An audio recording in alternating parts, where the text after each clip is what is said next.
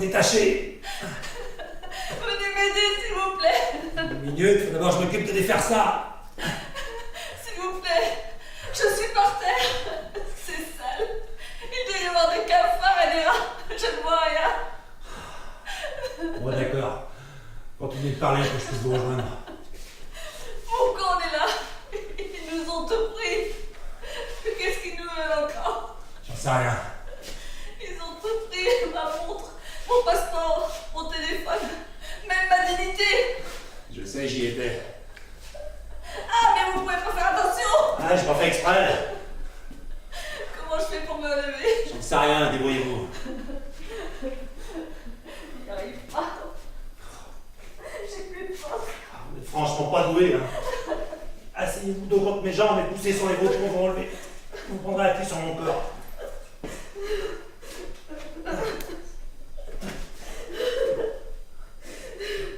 Stop, stop.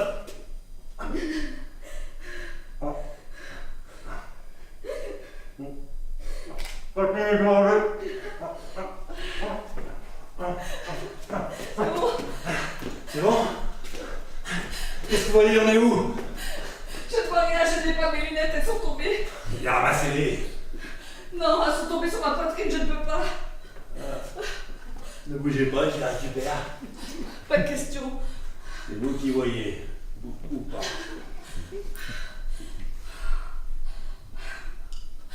Bon, d'accord. Je suis devant vous. Baissez-vous. Encore, encore. Non, là. C'est bon, ok, ça va. C'est bon. Et là? Allez-y. Ça va aller. Merci. Mais bon. Je suis sûre que je suis contaminée. Une mononucléose ou une hépatite au moins. C'est pas ce qu'il y a de pire avec un ici. C'est que vous n'avez pas l'air net. Bon alors qu'est-ce que vous voyez maintenant que vous avez vos lunettes? On est dans une cave. Très sale. Humide et... Bon ça va, j'ai compris. C'est pas le Georges V. Il y a une porte, une fenêtre, des meubles.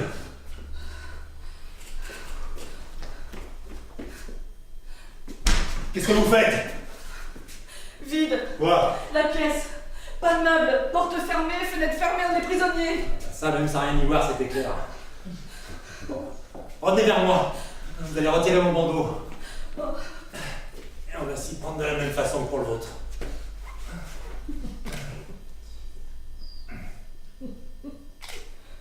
Bon, alors vous attendez quoi? C'est pas hygiénique du tout. De quoi? De manger vos cheveux. Personne ne vous demande de manger mes cheveux, William. Le bandeau se trouve au milieu de votre tignasse et je vais en avoir plein la bouche. Vous êtes grave, hein? Ah, puis il doit y avoir une tonne de brillantine là-dedans. Elle est bio. Alors dépêchez-vous ou je vous fais lécher mes chaussures en bride.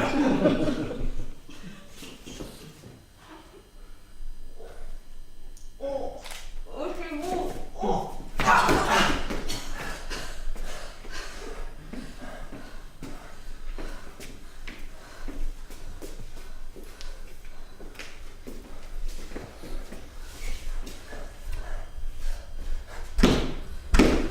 On est enfermés. Le scoop. On doit être dans une cave, comme dans ces films de guerre. Dedans, les salles de torture sont toujours en sous-sol. Il faut qu'on libère nos mains. J'y arrive pas, c'est trop serré. Venez vers moi. On va essayer de se libérer mutuellement. J'ai vu ça dans les films. Qu'est-ce qu'ils vont faire de nous? Je pense qu'on ne pourra pas le savoir. Vous pensez qu'ils vont nous tuer? Je sais rien, moi je suis comme vous, je ne sais pas. C'est pas normal qu'ils nous gardent, ils ont tout pris. Ma montre, mon passeport, mon téléphone. J'ai plus rien, moi. Et ces mains, toutes ces grosses façades partout sur moi. Des monstres. Ils vont quand même laisser vos lunettes, c'est déjà ça. C'était pour se foutre de moi, ils riaient. Ils ont remis les lunettes sur le bandeau pour que j'ai l'air bête, c'est tout. Ils ont été plutôt bien inspirés, non? Vous les avez, vos culs de bouteille. Oui, mais ils sont aussi touchés mes fesses et mes seins. Vous croyez qu'ils me gardent pour me violer? Non, franchement, je crois que je connais pas.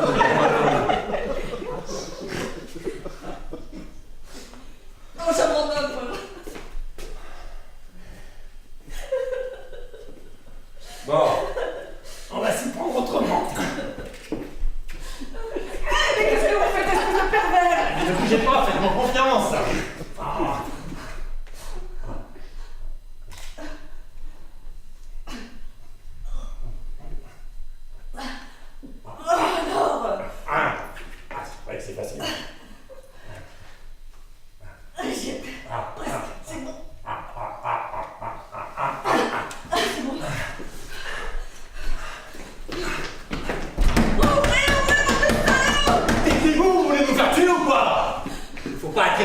comme ça, enfin?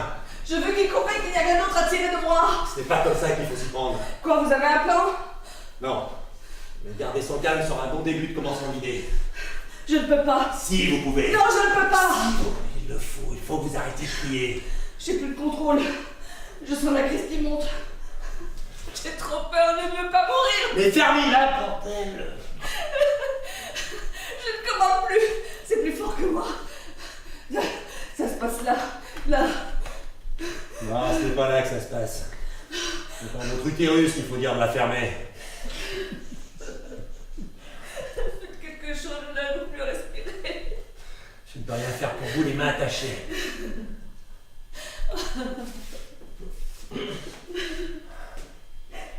Allez, calmez-vous et concentrez-vous. Hein.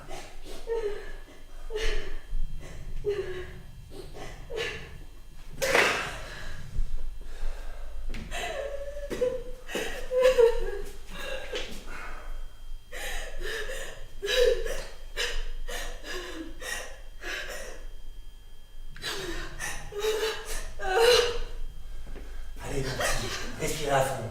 Hein, faites comme moi. J'ai peur. Ça fait une boule dans mon ventre. C'est normal, calmez-vous et respirez. Allez. Aidez-moi.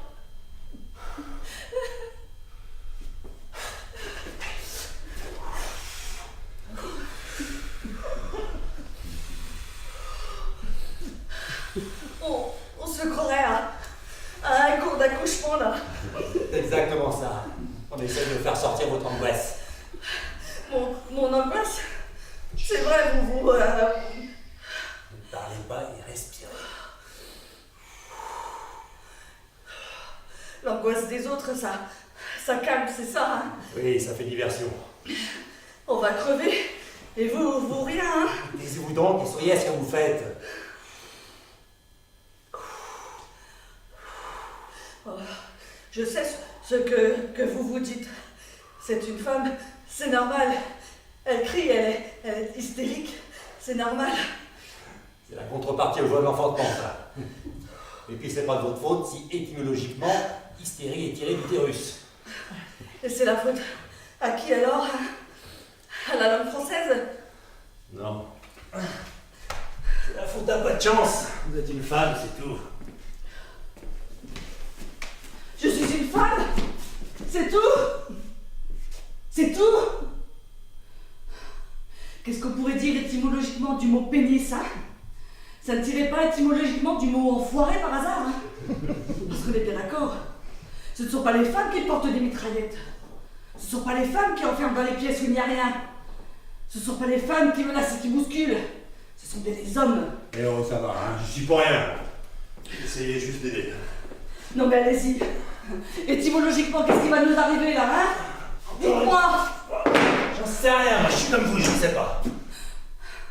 On va se faire baiser. Je crois que vous et moi, on va se faire baiser.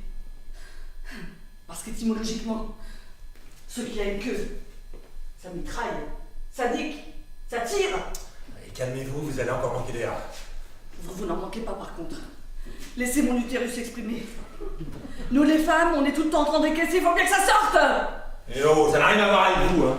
Je suis un homme et ils me font subir la même chose, je vous signale. Ah non. Devant la mitraillette, vous êtes une femme comme les autres.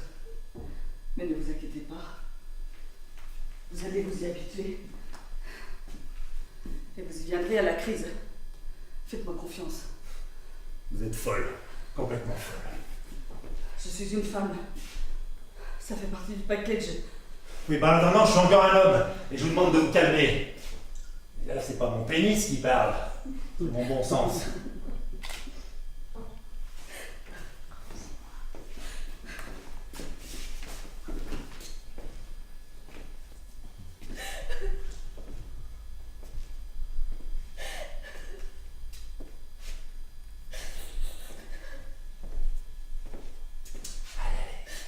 Ça se trouve, dans 5 minutes, ils vont venir pour nous dire de partir. Vous croyez? J'en sais rien, mais on avait les yeux bandés pour venir jusqu'ici, c'est plutôt encourageant, non? Vous avez raison.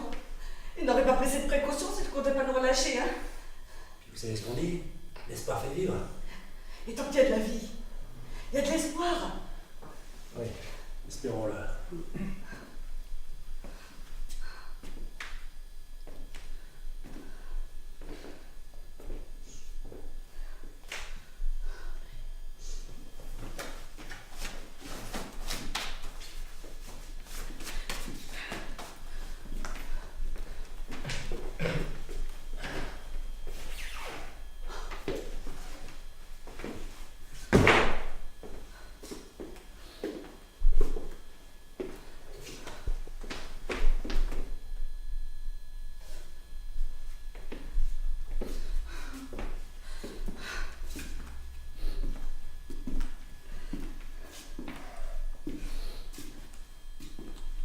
Vous pouvez pas rester en place.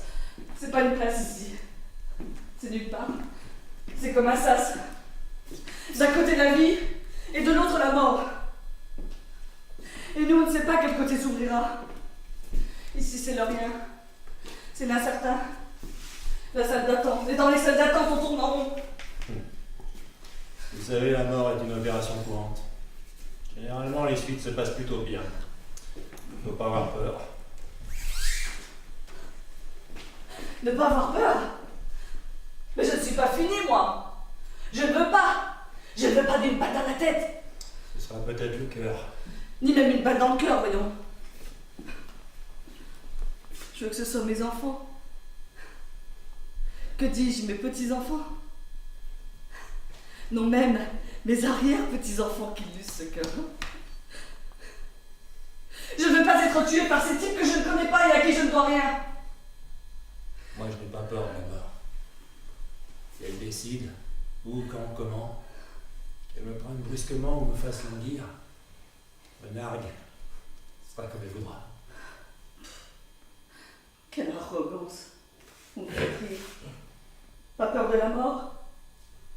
Vous ne l'avez jamais vraiment invité à rendre visite à votre conscience alors. Vous ne pourriez pas dire cela sinon. Vous avez déjà imaginé son baiser. Mais jamais son silence. Mais moi, je vous dis que notre histoire est déjà écrite. Et même déjà envoyée chez l'éditeur. Les éditions de la destinée, ça vous parle? Pas de correction possible. Alors vous pensez sur la mort? Ah, c'est ça votre carotte. Pas de bondieuserie. Pas de bonne étoile. Pas de prince charmant. Pas de vache sacrée. Juste un qui vivra verra. Vous attendiez à quoi? Mais que vous m'en rattacheriez à votre cause. Qu'ensemble nous ferions des incantations. Que nous invoquerions des forces divines. Que nous réciterions des mantras libérateurs. Que vous m'emmèneriez sur une terre sacrée. C'est un dieu qu'il vous faut. J'en ai jamais eu. Il vous faut un dieu, là? Peut-être que ça m'aiderait, oui.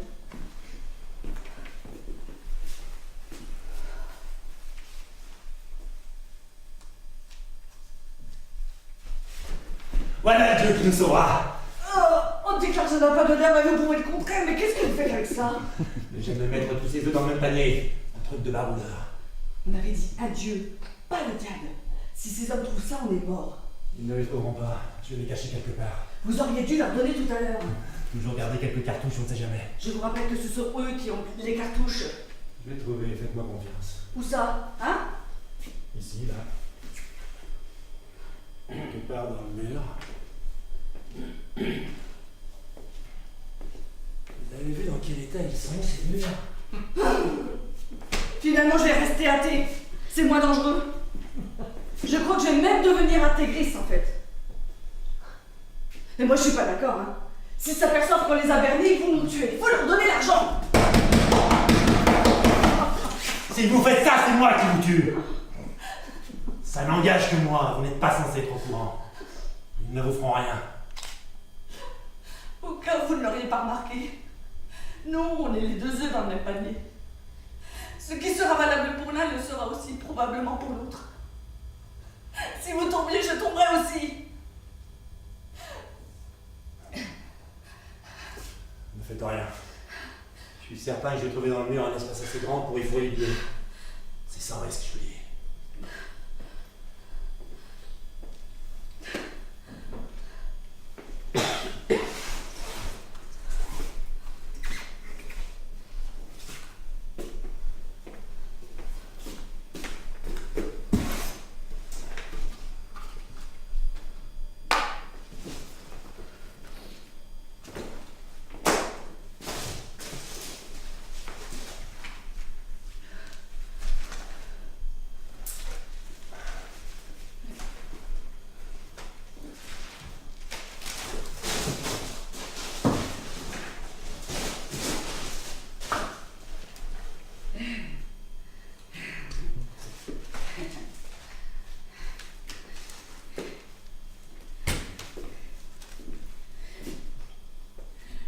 sous-signer monsieur...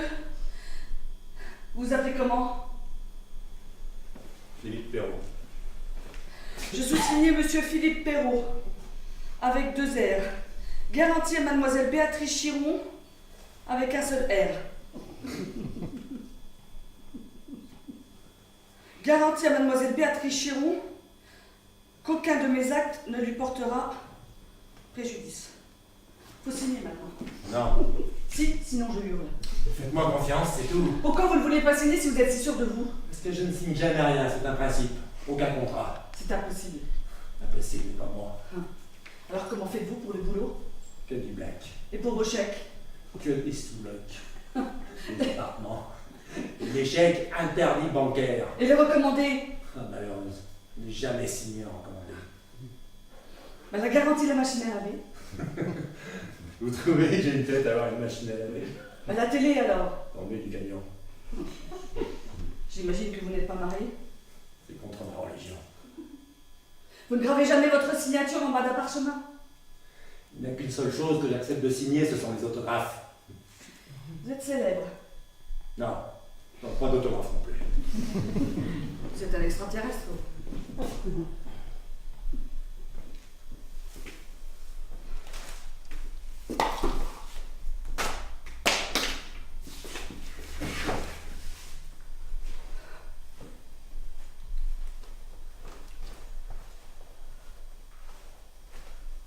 Bon sang, des vacances au Mexique sans risque. Tu parles. 10 ans sans vacances et là, bingo. J'aurais peut-être gagné le 2e prix. Les 200 balles. Mais si on racontait pas le logement, celle-là. Deuxième prix de quoi? Bah, le tirage au sort, le voyage, ma banque, quoi. C'est un prix ce séjour? Eh oui, le premier, le tout compris. Mais j'avais lu pourtant sur le Mexique. Je pensais qu'en partant dans un club comme ça, j'étais en sécurité. Ouais, c'est vrai qu'en général, dans les clubs où tout y à volonté, il risque pas de vous arriver grand-chose. J'ai une vie toute tranquille, bien organisée, j'ai mes repères. On risque pas de se perdre dans une pièce vide. Je vous parle de repères dans le temps. Moi, ce dont j'ai besoin, c'est de mon réveil qui sonne à 8h, de ma douche à 8h15, de mes cornflakes super fibres à 8h30, de mon boulot, de mes courses à 18h, de mon yoga à 19h30 avant de dîner à 20h. 2 petites aiguilles pour rythmer votre existence. Tic-tac, tic-tac. Eh ben moi, j'ai pas besoin de ça. J'ai besoin d'espace. Être enfermé, ça me fait grossir. Parce que vous vous gavez de cochonneries. Non, parce que quand je m'ennuie, j'ai la pensée grasse.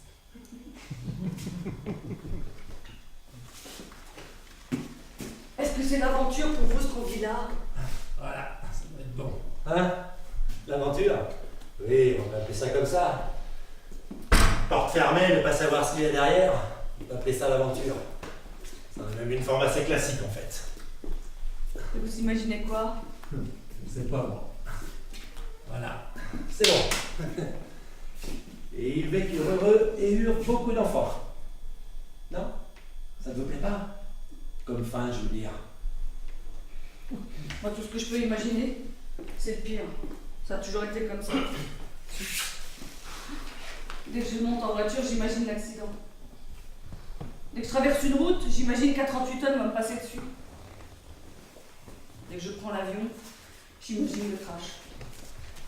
Tiens, chez le coiffeur, j'imagine que je vais y laisser une oreille. Quand je fais l'amour avec un type, j'imagine les maladies.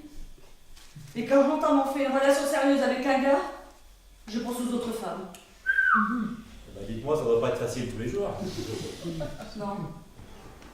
J'ai pris sur moi pour venir jusqu'ici. Tu Bravo. parles d'un choix. Ah, votre cas, il était courageux. Stupide. Il était stupide. C'était un mauvais choix. Ça n'existe pas, un mauvais choix. En tout cas, pour le coup, il n'y en a plus maintenant. De quoi? Pas de choix à faire. Fin du libre arbitre. Fini, ralasse, basta, caput, game over. Si, moi j'en vois un. Quoi? Vous avez un bazooka dissimulé dans une manche? Non, mais la réponse à tout et pas la langue dans ma poche. On a le choix. ou s'entretuer, ou de se suicider. La solution finale, quoi. Vous savez, la petite capsule de cyanure pour ne pas tomber au même ennemi. Super. Bravo. On a le choix de nous priver nous-mêmes d'avoir un autre choix. J'ai pas d'une idée. Claquer la porte, monsieur, n'est pas un choix. C'est une honte. Si, c'en est pas. Même s'il est honteux ou courageux, ça dépend des avis. Il est douloureux pour ceux qui restent. Et puis il y a le paradis. Hein? Vous savez, cette grande rêve partie. Je ne serais pas invitée. J'ai pas fait ce qu'il fallait pour. La messe, la confession, les salam alek, les jeûnes, les discriminations. Mais si, ne vous inquiétez pas. Le leader est un pote. Un petit billet, tout est joué. Il mettra votre prénom sur la guest list. Béatrice, c'est ça? Oui. Enchantée, Béatrice. C'est franchement pas l'endroit idéal pour une première rencontre. Non. C'est l'endroit idéal pour la dernière. La sortie de scène, si vous voyez ce que je veux dire.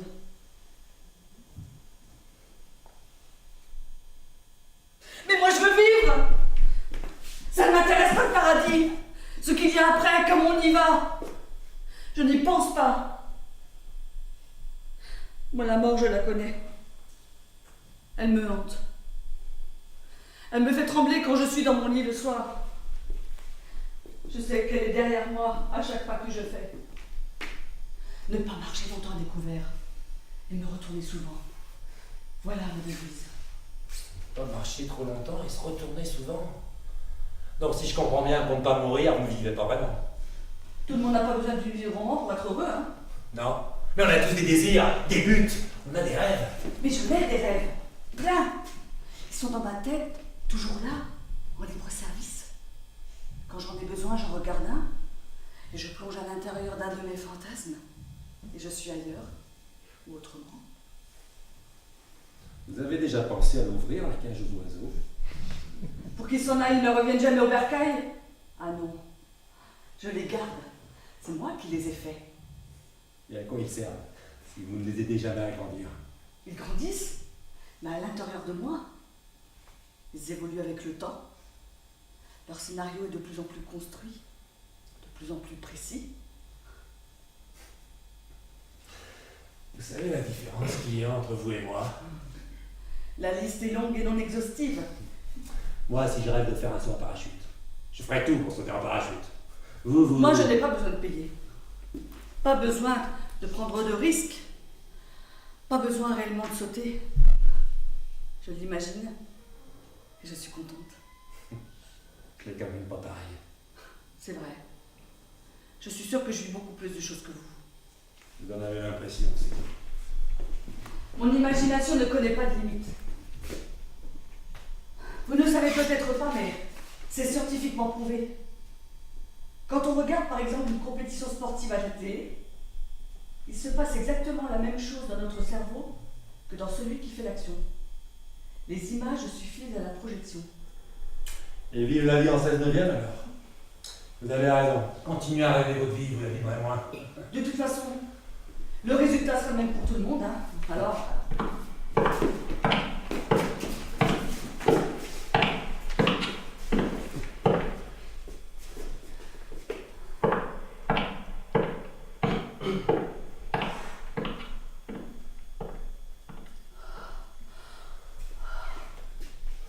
Ça fait palpiter le tambour, hein?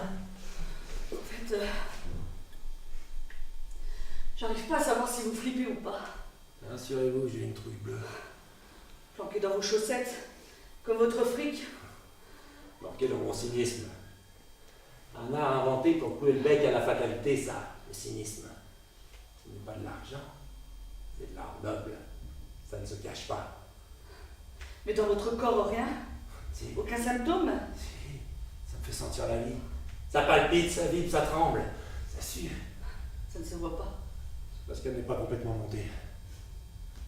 On dirait que vous parlez d'une drogue. C'est bien ce que l'on risque, non? La shoot. On avait les yeux bandés quand on est arrivé ici. Ils ne nous tueront pas. Je le sens. La fameuse intuition féminine. Ça aussi, ça fait partie du package. Bon, vous m'excuserez, mais vous avez la main moite. Ouais, mais j'ai chaud. J'ai soif. J'ai peur. Et j'ai envie de faire pipi. Ça fait beaucoup pour une seule main, tout ça.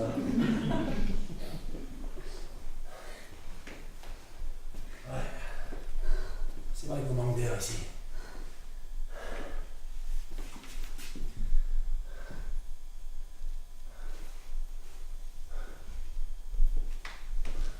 Enlevez votre t-shirt. Hein, pourquoi?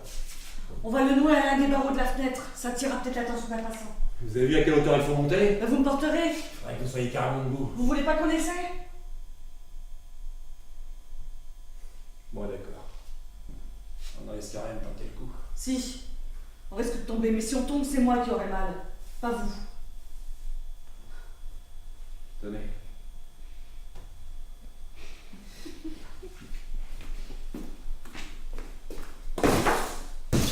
Venez. Il faut que vous vous mettiez juste ici, que vous fléchissiez les genoux pour que je puisse prendre appui sur vos cuisses.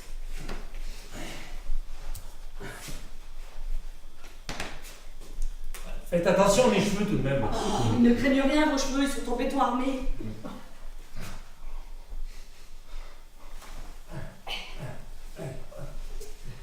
Il faut que vous teniez mes chevilles, pas mes fesses. Bon, alors, qu'est-ce que vous voyez? On est où? Il n'y a pas grand-chose à voir. C'est une cour et il n'y a pas... Ah, qu'est-ce qui s'est passé?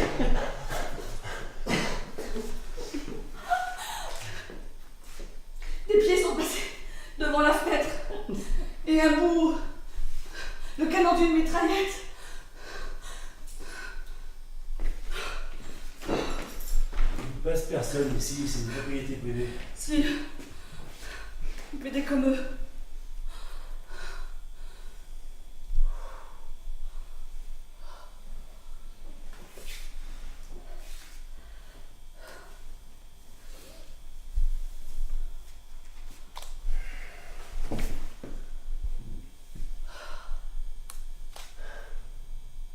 Vous savez quoi? C'est vrai ce qu'on dit. Et qu'est-ce qu'on dit? Que quand la vie n'est plus une valeur sûre, on se repasse des souvenirs. Et moi j'ai des souvenirs qui me reviennent de quand j'étais petite fille, vraiment petite fille. Ah oui, lesquels? Un jour, mon grand-père m'a brûlé le bras avec sa cigarette. J'ai eu mal. Ça, c'est un souvenir marquant. Oui. J'ai encore la cicatrice. J'avais 5 ans quand ça s'est passé. Mis à part celle-là, j'ai pas beaucoup d'images de lui. Il est mort de quoi? D'un cancer des poumons. Ça explique. Mes grands-parents avaient une immense maison avec un grand terrain. Et au fond du jardin, il y avait une autre maison, celle de mes 2 arrière-grand-mères. On les avait casées toutes les deux dans la même maison pour que ce soit pratique. Il y en avait une qui n'arrivait plus à marcher. Elle n'arrivait pas à se supporter. Et celle qui n'arrivait plus à marcher, elle passait toutes ses journées assise devant le poste de télévision, comme elle appelait ça. Dans leur maison, il y avait juste 2 pièces principales. Et chacune des pièces était tapissée avec ces papiers peints kitsch à grosses fleurs qu'on trouvait à l'époque chez toutes les grand-mères. Pour l'une, les fleurs étaient de couleur orange. Pour l'autre, bleu ciel, tirant vers le gris. Ça puait le vieux là-dedans. 2 odeurs de vieux différentes se mélangeaient dans le couloir. Dans la pièce de celle qui pouvait plus marcher, il y avait un tableau représentant une vierge accrochée au mur. C'est surtout pour ça que je détestais y aller. J'avais l'impression que sa vierge me regardait et qu'elle allait me jeter un mauvais sort. Un jour, alors qu'on s'ennuyait sévèrement avec ma sœur, on est allé voir celle qui pouvait plus marcher. Nos poches étaient pleines de cailloux qu'on venait de ramasser. On est entré chez elle et on s'est mis à lui jeter tous nos cailloux dessus. Elle criait, elle pleurait, elle suppliait. Elle essayait de cacher ses jambes avec ses mains. Et l'autre? L'autre arrière-grand-mère avait dû entendre, mais elle n'a rien fait. Elle a dû avoir peur qu'on s'en prenne à elle aussi. C'est ma mère qui est intervenue. On a eu le droit à l'une des seules fessées qu'elle ne nous ait jamais données. Et on a fini notre week-end enfermés dans la chambre. Je me souviens que la nuit qui a suivi, j'ai rêvé que la Vierge venait me voir et qu'elle m'annonçait que je n'irais jamais au paradis, que j'étais une petite fille trop vilaine. Ce qui avait été le cas. Je vous jure qu'on n'avait pas l'intention de lui faire du mal. Elle criait la vieille quand même. Oui, mais je me souviens très bien de ce sentiment à ce moment-là. Je n'avais pas l'intention de lui faire du mal, on ne se rendait pas compte. Par contre, aujourd'hui, je pourrais en pleurer de honte. Eh oui, l'ennui peut facilement conduire à la cruauté. En tout cas, dans tous les souvenirs que vous me racontez, où vous subissez une punition, ou vous la faites subir. Un brûleur de cigarette, des cailloux, des fessées, l'enfermement, le jugement, l'accès au paradis qui vous est refusé. C'est certainement une coïncidence. J'ai un troisième souvenir qui me revient, plus gai celui-là. Il se situe lui aussi à la même période. Petite, j'avais adopté un caillou. Un de ceux qui ont failli tuer votre arrière-grand-mère? Non, un gentil. Je l'avais appelé Suzette. Je lui avais fait une maison dans un tiroir d'une commode. Et j'avais pris les meubles d'une de ces minuscules maisons pour poupées que les gamines adorent. Je l'emmenais partout avec moi, Suzette. Elle voyageait dans une boîte d'allumettes que j'avais bourrée d'ouate de cellulose pour la rendre confortable. Ouate de cellulose. C'est un mot que j'aimais bien quand j'étais enfant. Je me souviens que je donnais à Suzette de la mie de pain que je trempais dans de l'eau. Eh ben, si moi je suis un extraterrestre, vous êtes un ovni. Et que lui est-il arrivé à Sucette? Suzette! Moi, je ne sais plus bien. Un jour, je l'ai pu retrouver dans sa maison. Ma mère avait dû l'acheter. C'est vrai que cette amitié-là pouvait avoir l'air étrange. Étrange. Si j'étais psychanalyste, je me regarderais avec vous. Quoi? Vous n'avez jamais rien fait de bizarre quand vous étiez gamin, vous? Si, moi, gamin, tout était bizarre. Bah alors. Je me souviens que dans le genre suspect, je faisais du porte-à-porte en demandant des sous pour une association pour les animaux malades.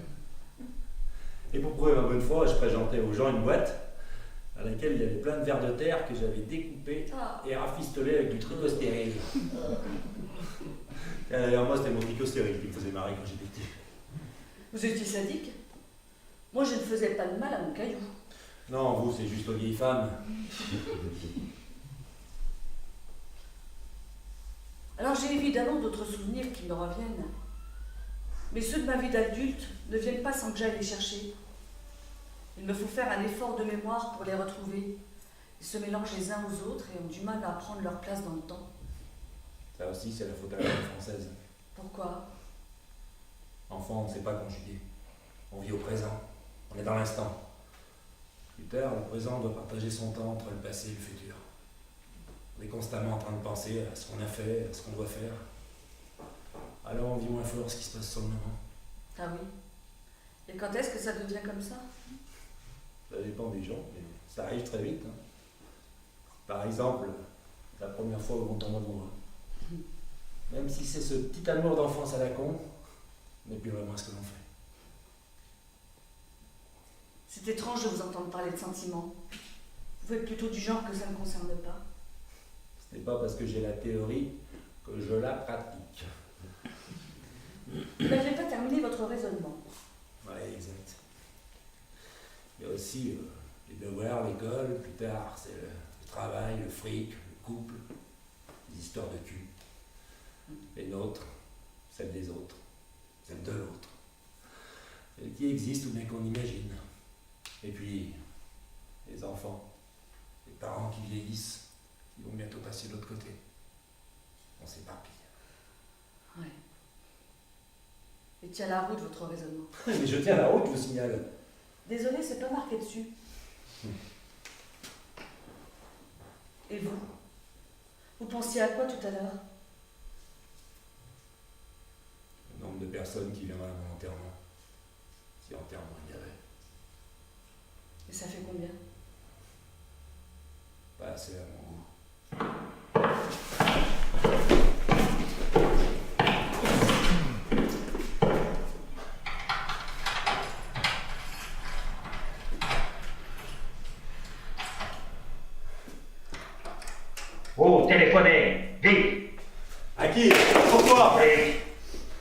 Vous l'avez déjà, votre argent? Plus de fric. On n'a pas. 10 000 $ sur vos comptes en 2 heures, sinon la moitié. Non, non, non, non. Comment voulez-vous qu'on trouve une telle somme en 2 heures? 10 000, c'est trop pour nous. Vous, Frances, Ben oui. pas foutre de ma gueule alors. Vous, avoir argent. Même sans travailler, vous gagnez argent. Alors vite, sinon c'est cool. On peut discuter. On peut discuter. Moi, discuter. Vous, faire.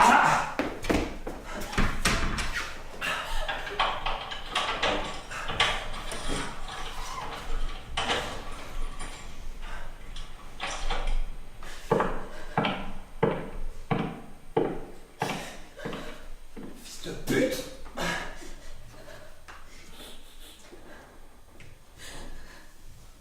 Ça va aller? Ouais, enfin, allez.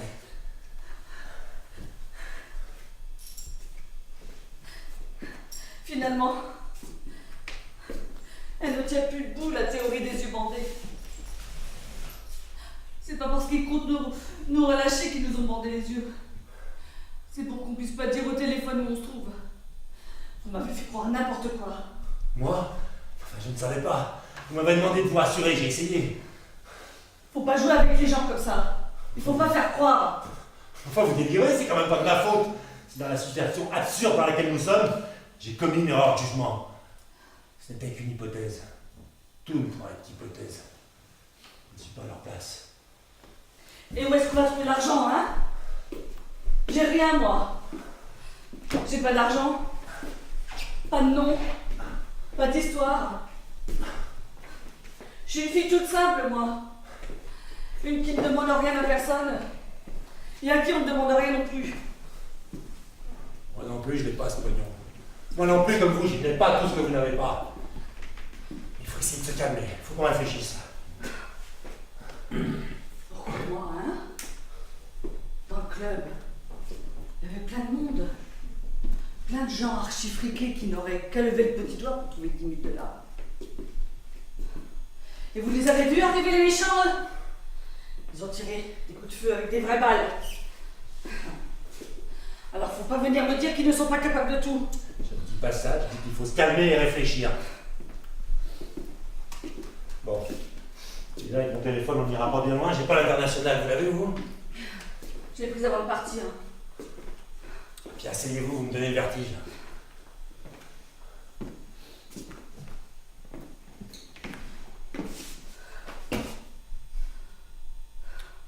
Encore une chance que vous soyez prévoyante. Si j'avais été prévoyante, je serais restée chez moi, sur mon bon vieux canapé, sous ma bonne vieille couette, à regarder ma bonne vieille télé. Eh non, vous êtes dans une bonne grosse merde. C'est comme ça. On va pas refaire l'histoire maintenant. Pensez intelligemment, voilà ce qu'il faut faire. Il faut qu'on trouve quelqu'un ou quelque chose qui nous prête l'argent. Puis 10 000 $, c'est pas le bout du monde non plus. Vous avez raison. Si je pète, je vais appeler la grosse tirelire cochon, mais elle va me le chier ces 10 000 $. Ne vous emportez pas. Je pense au gouvernement, par exemple. On n'a qu'à appeler n'importe quel ministère et leur expliquer notre situation. Le gouvernement? Oui. On est mort. On est quoi, hein? Moi, petite secrétaire comptable dans une entreprise de BTP de 2 salariés. Et vous? Vous n'avez jamais cotisé de votre vie. Un tir au flanc. Comment ça, un tir au flanc? Oh, puis c'est pas la fiche de paye qui fait le travail. Moi. C'est ça, oui. En tout cas, on va appeler le gouvernement et lui demander de l'argent. Lui, il va nous mettre en attente. Et consulter Big Brother. Il va voir que le monde pourrait très bien tourner sans nous, qu'on n'est pas des fils des gens comme ça. Et là, bizarrement, le gouvernement, il va passer sous un tunnel. Désolé, je n'entends plus, je ne capte pas, plus de réseau, tunnel, rappelez plus tard, bip, bip, bip. Enfin, vous dites n'importe quoi. Ils seront obligés de faire quelque chose si les gens apprenaient. Qui apprendrait quoi, hein? Qui le saurait? Vous vous appelez Bettencourt, vous? Moi non. Mon nom? Chiron. Il ne dit rien à personne. Ah, il ira être connu pourtant. Tout le monde s'en fout. Personne ne viendra me chercher ici. J'aurais beau entamer toutes les grèves de la faim possibles et inimaginables, elles ne justifieront d'aucun moyen les miennes.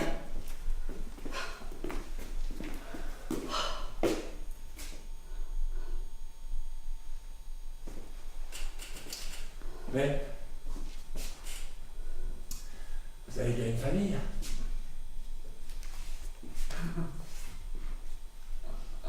Ma famille. Ma famille. Des missionnaires, ma famille. Tous autant qu'ils sont. Mon père. Ma mère. Même ma sœur. Il n'y a pas de famille. Oh, je me suis élevée mal, élevée toute seule. Oh, je n'ai pas besoin d'être sourde pour tituber. Depuis que je suis toute petite, je marche de travers. Il n'y a pas de famille.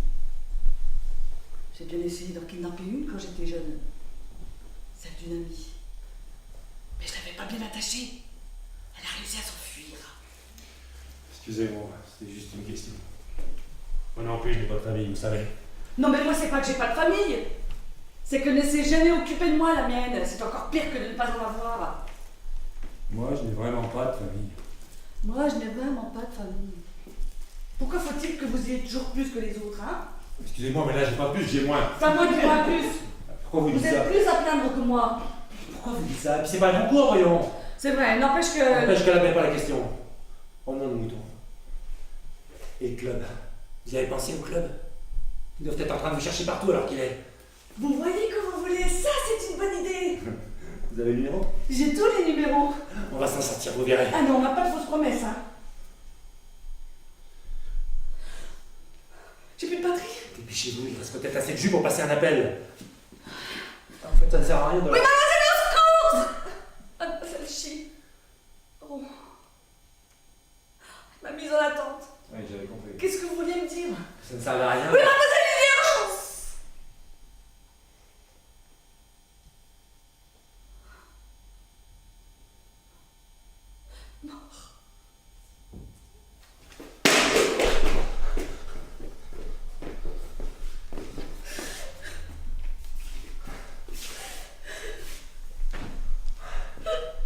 Et nous avec?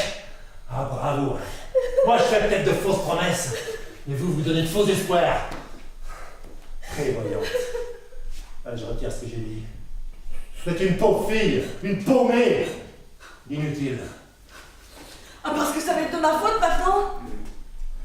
Depuis que je suis au Mexique, mon téléphone ne me sert à rien. Jamais je n'aurais imaginé me faire enlever autour d'un buffet qui se trouve à 100 mètres de la chambre, où se trouve mon chargeur. C'est trop facile ce que vous faites, accabler les gens comme ça. C'est humain. On ne dit pas des choses comme vous me dites. Les mots peuvent tuer. Pauvre fille, paumée, inutile. Mais vous vous rendez compte?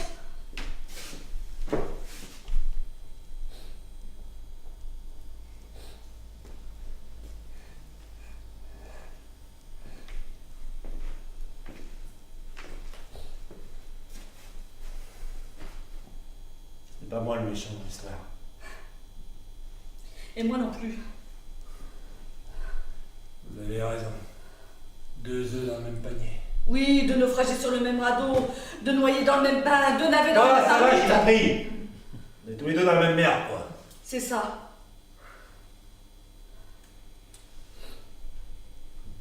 Bon, c'est quoi votre opérateur? Bouygues, Et moi, il sait faire. vous êtes bloqué? Oui. Bah, votre batterie peut peut-être aller dans mon téléphone. Non. Nous ne sommes pas compatibles. Merde. On va crever alors.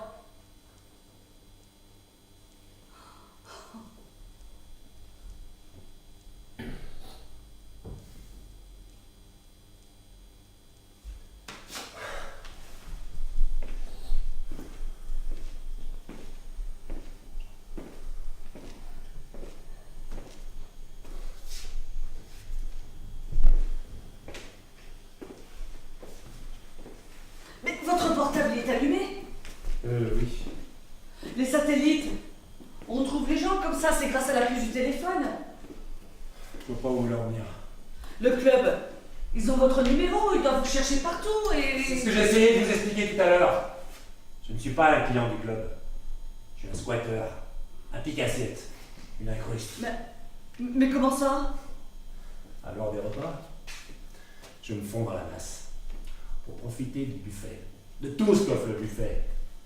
Des beds and breakfast, c'est plein de tout à volonté. Tu manges et tu t'envoies en l'air, le tout à discrétion. Mendiant. Bah quoi, y'a pas de malheur du bien, non? Que t'as? J'ai le contact facile et alors, Vous démarrez au quart de tour, oui? j'aime la vie. J'aime la vie. J'aime la vie. Je suis désolée. Pauvre homme, vous n'y comprenez rien à la vie.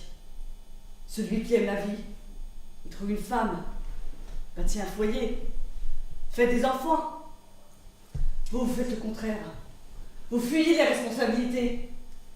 La vie, c'est évoluer, progresser, s'investir. Ou que ces mots sont vilains. On dirait un discours de banquier.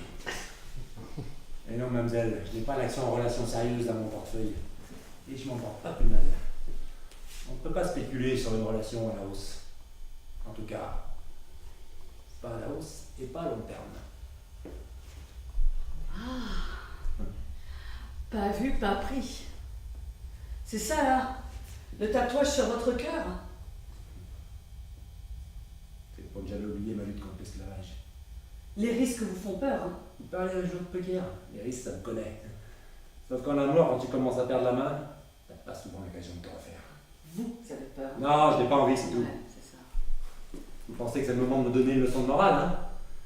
Mais moi je suis content si je dois crever ici, là, maintenant, d'avoir profité de la vie, de l'avoir baisé la vie.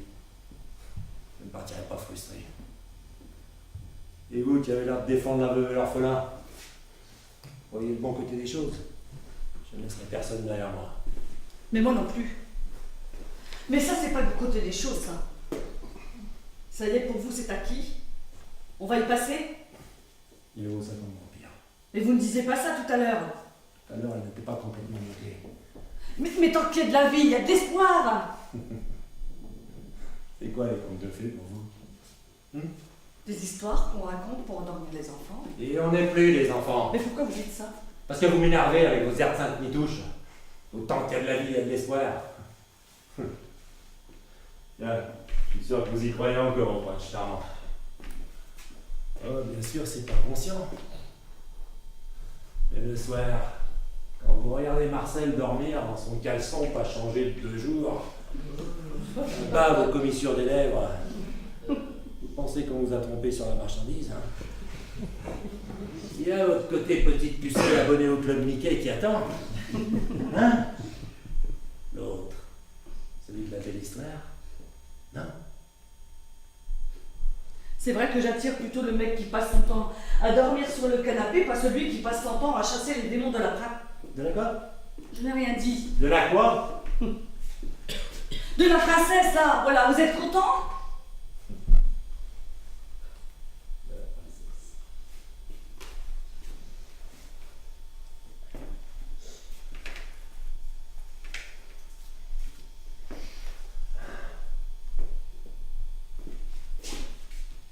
Vous permettez?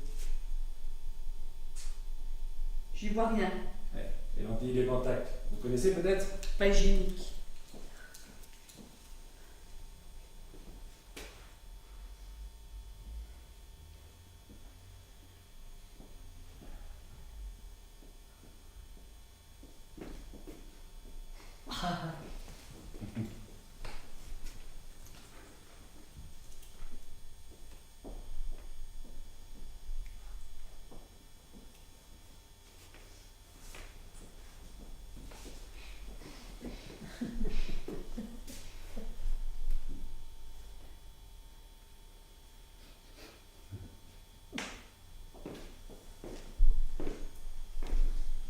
Bon, vous laissez tomber les verres du Dodge en mamie fait de la résistance. Bon, Les chemisettes petites vieilles filles du 16e. votre bleu, je suis ici. Et la culotte 4 fesses. La quoi? Mais qu'est-ce que vous avez de ma culotte d'abord? Je l'ai senti tout à l'heure quand je vous portais. Espèce de bougeant.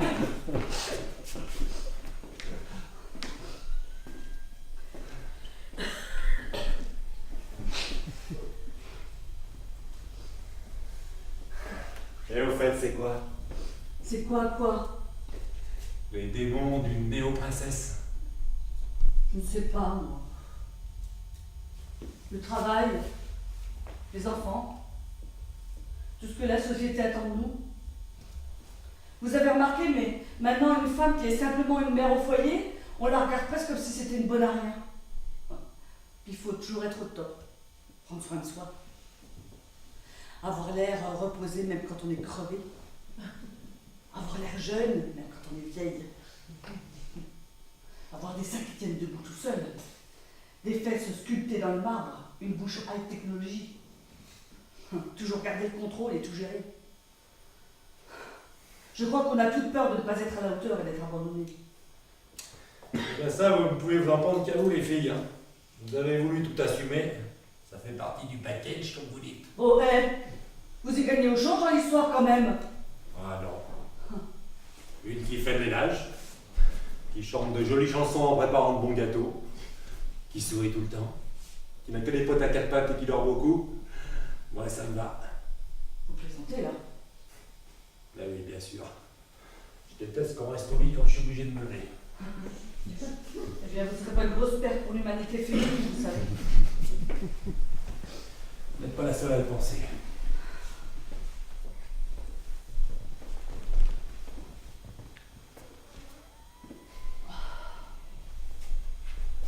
Moi aussi, ça monte. Moi qui vous croyais au 7e siècle depuis le début. C'est pas la peur qui monte. C'est l'envie de pipi. C'est bien. Allez-y, vous gênez pas. Ici? Faites ça dans un coin. Ah non. Avec la chaleur, ça va puer. J'aimerais essayer de me retenir. Puis j'ai l'impression que ma sœur... Qu'est-ce qu'elle vient faire là-dedans, votre sœur? Rien. Mais je ne me retiens jamais. Je fais toujours pipi avant même d'en avoir envie. La nuit, je me lève 12 fois au moins. Quand j'y pense, manger non plus. Je n'attends jamais d'avoir faim pour manger. Je passe mon temps à boire aussi, donc j'ai jamais soif. Pour ma crème de jour, idem. Je n'attends pas que le tube soit vide pour en acheter un. Pour les bouquins aussi. Avant même d'en avoir fini un, j'en ai déjà racheté un autre. En fait, je n'attends jamais de ressentir un manque ou un besoin pour y remédier. J'anticipe tout le temps. Et pour tout. Eh bien, je me répète, mais si j'étais psychanalyste, je serais aux petits oignons avec vous. Vous avez manqué quand vous étiez petite? J'ai toujours eu à manger. J'avais un water closet à disposition. Vous avez manqué quand vous étiez petite? Mais de quoi? Eh bien, je vous pose la question. Non. Oui. De quoi?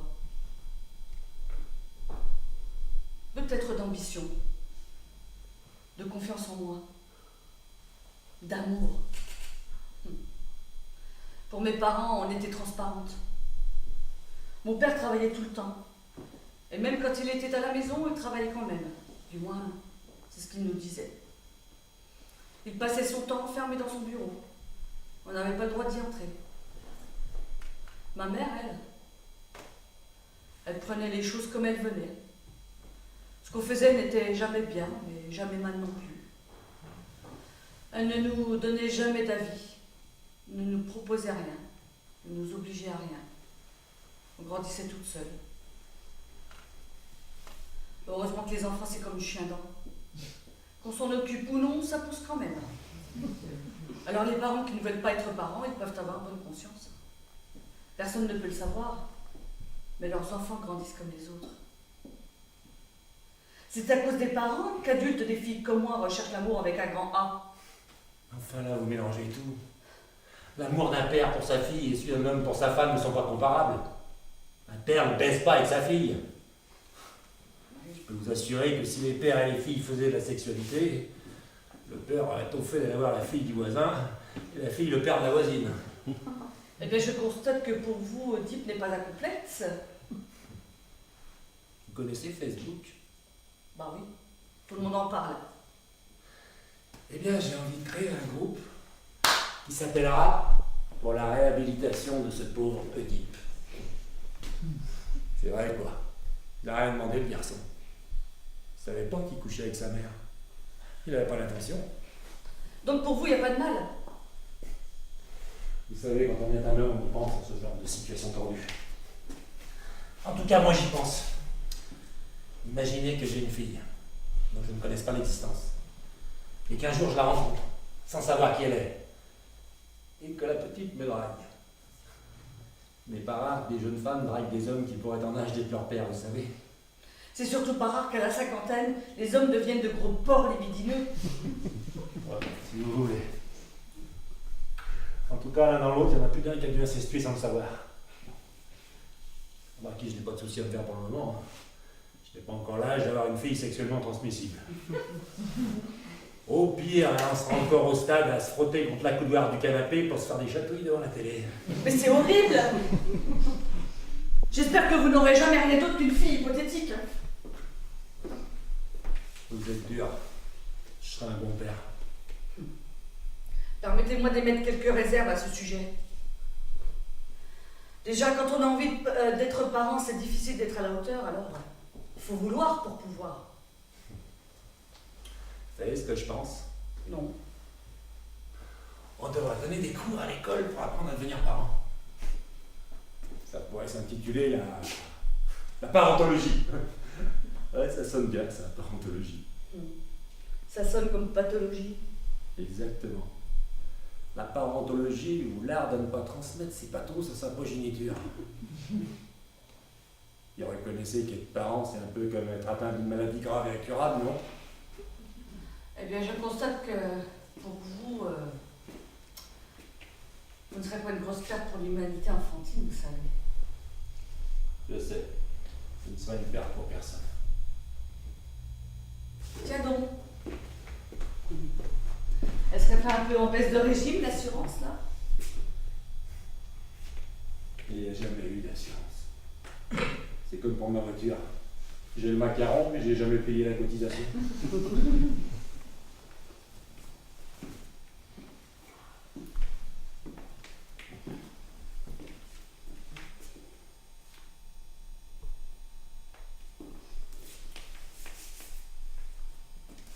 Qu'est-ce que vous faites?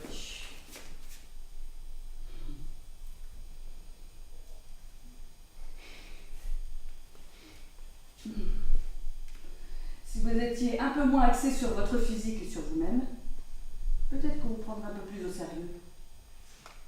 On ne s'arrêterait pas sur l'image du beau gosse trop sûr de lui et égocentrique. Et vous non plus. Mais...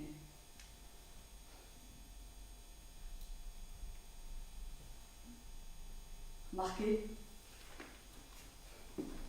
c'est déjà bien d'avoir l'air d'un, vous savez. Ça suffit à beaucoup de monde, l'air qu'on a. Moi, j'aimerais bien avoir l'air de ce que je ne suis pas. Ça m'aiderait peut-être. Vous avez raison. Puis c'est pas l'air qui compte, c'est la chanson. Ah oui, mais c'est l'air qu'on retient en premier, hein, souvent malgré soi. Tenez-moi, si je rentre dans un supermarché, eh bien vous pouvez être certain qu'en sortant, je fredonnerai l'air de la dernière chanson que j'y aurai entendue. Et ça peut durer toute la journée, c'est l'air qui me restera. Les paroles, je ne les connaîtrai que si j'écoute plusieurs fois la chanson. C'est vrai que vous êtes une sacrée bonne femme, vous, hein.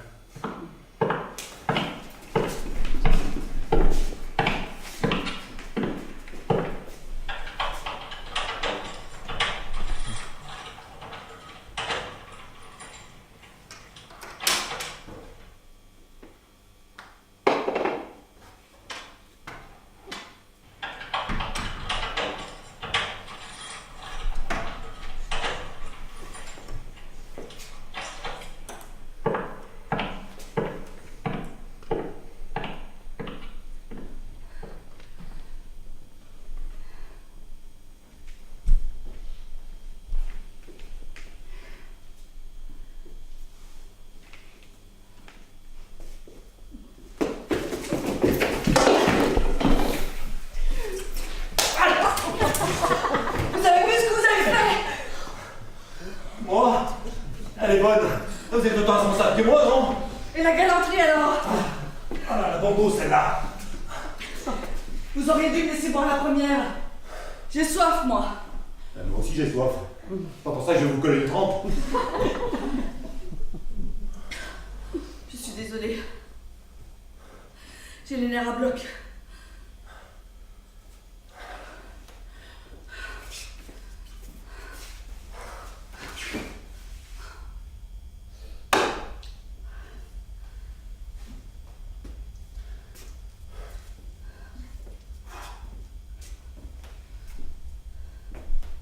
Tenez, il reste de quoi vous humecter les lèvres.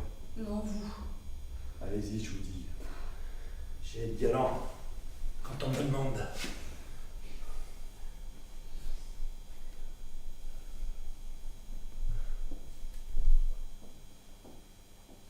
On partage.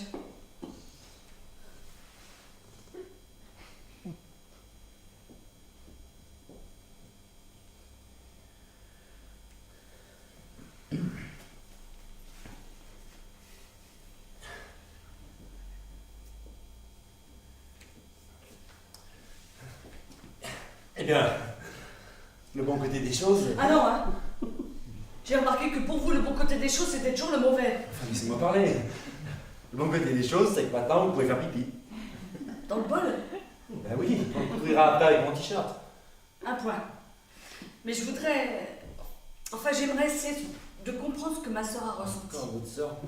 Faut vous expliquer là. J'avais une sœur. Aïe, ok. En fait, si vous voulez pas en parler, je suis indiscret. Non, non, j'ai envie. Ma sœur était une fille remarquable. Elle était belle. Elle avait tout pour elle. Le problème, c'est qu'elle ne le savait pas. Ça me rappelle quelqu'un, ça. On est issus de la même couvée, je vous signale. Il a dit que les chiens ne faisaient pas des chats. Elle aurait pu être heureuse. Se trouver un chic type, faire des enfants, avoir la belle vie. Une belle vie, si on veut. C'est quoi le mec? Elle s'est entichée d'un sale type. Il la rabaissait en permanence. Il lui disait qu'elle était une merde, une bonne à rien, qu'elle n'arriverait jamais à rien. Que l'hémisphère droit de son cerveau se trouvait dans sa fesse droite et le gauche dans sa fesse gauche. Eh, je vais lui la piquer celle-là. Excusez-moi. Elle ne se confiait pas à l'époque. J'étais trop jeune. C'est sa meilleure amie qui m'a raconté. Ma sœur, elle aimait sortir, faire la fête. Et lui, c'était le travail, le travail, le travail. Quand il ne travaillait pas, il mangeait des chips devant la télé. Il a mis dans la tête de ma sœur qu'il était le bien et qu'elle était le mal. Superficielle, inconsistante. Il s'engueulait tout le temps. Il paraît que vers la fin, c'était comme dans ce film-là, La guerre des roses. Ils passaient leur temps à s'engueuler et à se faire l'amour. Ça s'appelle la passion, ça, ma chère. Ma sœur est tombée dans la dépression, dans l'abnégation. Elle a bien essayé de le quitter plusieurs fois même. Mais elle finissait toujours par y retourner. Le syndrome de Stockholm. Il a réussi à lui faire croire que personne ne pourrait avoir envie d'être avec elle. Il paraît que ma sœur racontait que quand elle prenait le métro, il lui arrivait de se pencher bien en avant au-dessus des rails et de les regarder sans ciller jusqu'à en avoir les larmes aux yeux. Elle se demandait si elle aurait les couilles de sauter. Et un jour, elle les a vus. Enfin, ou perdus, ça dépend de quel point de vue on se place.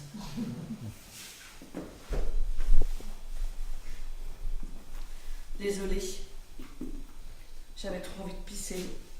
Quoi? Vous avez fait sur vous? Non, c'est le message que ma sœur a envoyé à sa copine avant de se faire écrabouiller par le métro de la ligne 2. Celle qui passe au Père-Lachaise.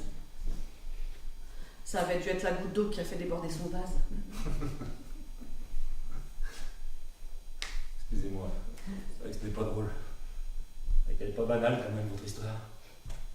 Mais riez, riez. C'est ce qu'elle aurait aimé qu'on fasse, ma sœur. Elle était drôle, avant d'être morte. Moi, depuis, je n'ai plus ri une seule fois. Comment ça? Oh, pas une seule. Je m'en serais rendu compte. Il y a bien eu des sourires comme ça, par-ci par-là, pour faire plaisir aux gens. Il n'y a plus de rire. Dites, vous voulez bien faire quelque chose pour moi? Quoi? Soulagez-vous, s'il vous plaît. Ça va nous porter la poisse. D'accord.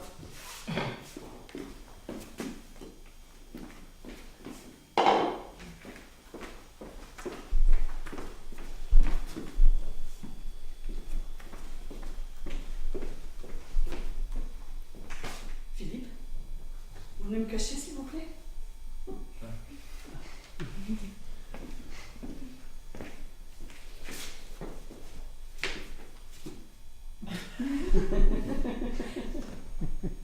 Oh, pardon.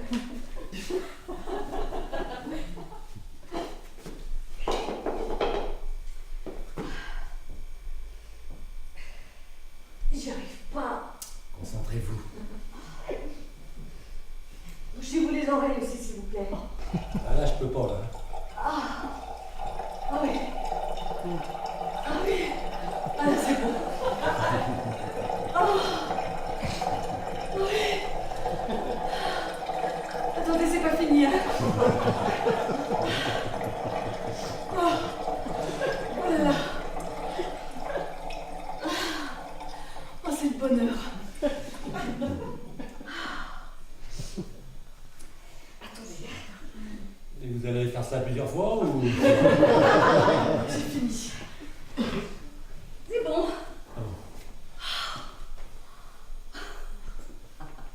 Oh, je me sens relève.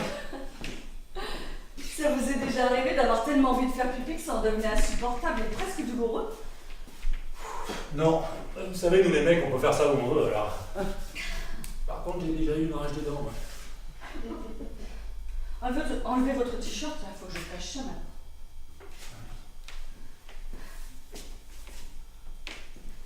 Merci. Ouh. Je me sens mieux, hein.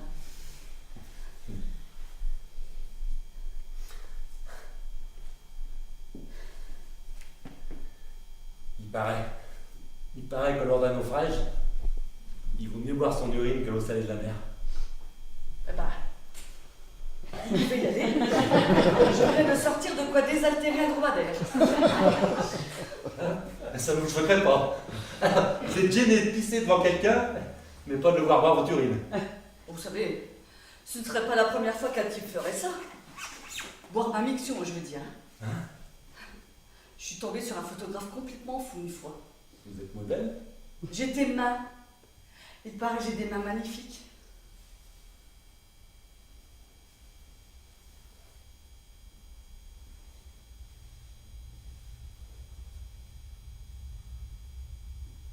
Oui, c'est vrai qu'elles sont très belles. Le photographe en est tombé amoureux fou. Dès qu'il les a vues, coup de foudre. Alors il voulait les emmener à la mairie, leur faire des enfants et tout le toutime. Et pour prouver sa bonne foi, pour prouver qu'il ferait n'importe quoi pour elle, il a bu un verre entier de mon urine. Il a juste mis un peu de vodka dedans. Vous lui aviez servi un verre? Les toilettes du studio étaient inutilisables. J'ai pris ce que j'avais sous la main, un verre en plastique. Je n'ai rien pu dire, il l'a pris sans que je m'en rende compte.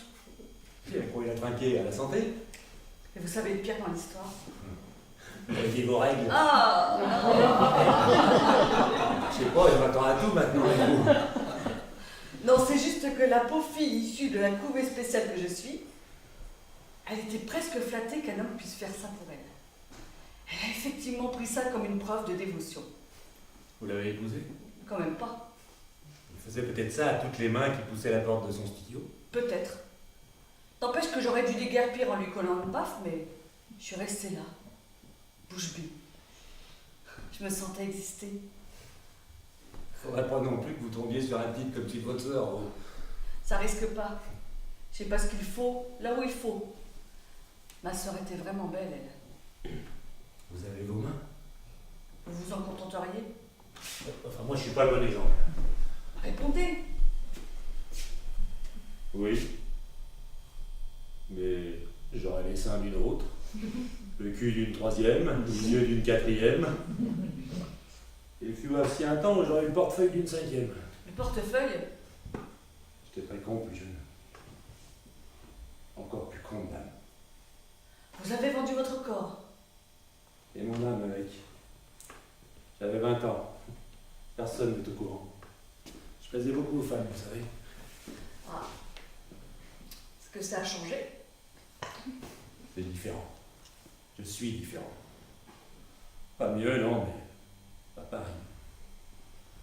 À l'époque, je galérais pas mal. Je voulais devenir comédien. Crever l'écran comme Alain Delon. Je vivais de petits boulots, je gagnais peu, mais je dépensais beaucoup. Je me doute que vous n'êtes pas du genre écureuil. Non. À l'époque, j'étais même un super flambeur. Un soir, j'étais en boîte de nuit avec des potes. Et une femme plus âgée que moi, super bien habillée, m'a offert un verre. Puis un deuxième, un troisième. Enfin, elle a passé la soirée à masser, quoi. À la fin, j'étais complètement bourré. Et quand elle m'a demandé de la raccompagner chez elle, j'ai dit oui. Elle habitait un super appartement dans un quartier chic. On a fait du washi-washa toute la nuit. Et je me souviens que dans ma petite tête imbibée, je ne pensais qu'à son appart. Que c'est son appart qui me faisait bander. Pauvre femme. Ah non, non, on était tous sauf pauvres. Petit matin, quand j'ai voulu partir, elle m'a demandé quand on pourrait se revoir. J'avais dessoulé. Je la regardais, et franchement, sans remonter de fourrure, sans les bijoux et sans le ravalement de façade, elle n'avait vraiment rien d'appétissant. C'était ce que je vous disais tout à l'heure. On n'a plus le droit de vieillir maintenant. Si, il faut jouer dans la cour des vieux alors. Enfin bref, je lui dis que si ce qui s'était passé entre nous était dû à l'alcool, que ce n'était pas réfléchi, qu'elle n'était pas mon genre. Alors elle a sorti une liasse de billets qu'elle a acheté sous mes yeux. Et elle m'a dit, et là, je suis toujours pas ton genre. La tentation était grande, je ne savais pas quoi faire. Je suis parti en lui disant qu'il fallait que je réfléchisse. Ce soir même, j'étais dans son lit. Elle était folle de moi, de m'acheter tout ce que je voulais. Je trouve ça moche et sale. Il y en a eu d'autres? Oui, plusieurs. Je fréquentais les bars chics et je draguais le bison. J'étais devenu un animal de compagnie pour bourgeoises frustrées. Elle m'emmenait partout, me montrait. Fallait que je m'habille comme elle voulait, que je parle quand elle voulait, que je me taise quand elle voulait, que je masse leur peau fripée, que j'embrasse leurs lèvres molles, que je leur donne du miel, des caresses. J'aurais été livré avec une télécommande, ça aurait été pareil. Je me suis mis à boire. Je prenais de la cocaïne aussi en quantité industrielle. Peu de la bonne de reste. Au bout de quelques temps de ce régime, je suis devenu complètement dépressif. Complètement à côté de mes pompes. Je croyais que c'était un fantasme chez les mecs de devenir gigolo, que ça n'était pas dégradant. Paroles de mecs qui n'en sont pas. Et comment on s'en sort? Il y a eu un facteur déclencheur. Un soir, une de mes clientes m'a proposé beaucoup d'argent pour participer à une soirée spéciale qu'elle organisait chez elle. Elle m'a dit que contre cet argent, je devais faire tout ce qu'elle me demandait. Et la somme était vraiment énorme. Et elle m'a dit que ce serait un peu particulier. Particulier comment? Elle m'a demandé de faire la table. La table? La table, nue à quatre pattes au milieu du salon. C'est pas humain. Non, une table, c'est pas humain. Les gens posaient leurs verres sur mon dos, sur mes fesses. Je ne devais pas bouger. Je les entendais rire. Et que ça se goinfrait de fauchons, et que ça se bourrait la gueule au champagne rosé. Et moi, j'étais à la table. On me fourrait de la nourriture dans la bouche. J'avais envie de vomir. On m'inondait le visage de champagne. Ça me piquait les yeux, je pleurais. Les mains me touchaient, je ne savais même pas si c'était des hommes ou des femmes. Ça a duré 2 heures. Au bout de 2 heures, je me suis levé, j'étais furax. J'ai tout cassé dans l'appart et je suis parti sans même prendre la peine de me rhabiller. J'en étais fini de ma période poule de luxe. C'est horrible cette histoire. Avant cette histoire, je n'aimais pas beaucoup les femmes. J'étais déjà un vrai salaud, mais après. Pourquoi? Ouais, je détestais les femmes. Je ne sais pas, c'est peut-être une maladie. Maladie. Il y a bien une raison. On ne déteste les gens que lorsqu'ils vous ont fait du mal. Qu'après l'histoire que vous m'avez racontée, vous soyez dégoûté des femmes, ok. Mais avant, elles ne vous avaient rien fait, hein. Vous savez, je me suis mis aux femmes côteletaires. Pendant longtemps, je les regardais même pas. C'est à cause de votre mère, ça. Oui, il y a des chances. Elle vous a fait du mal. J'aime pas parler de ça. Excusez-moi.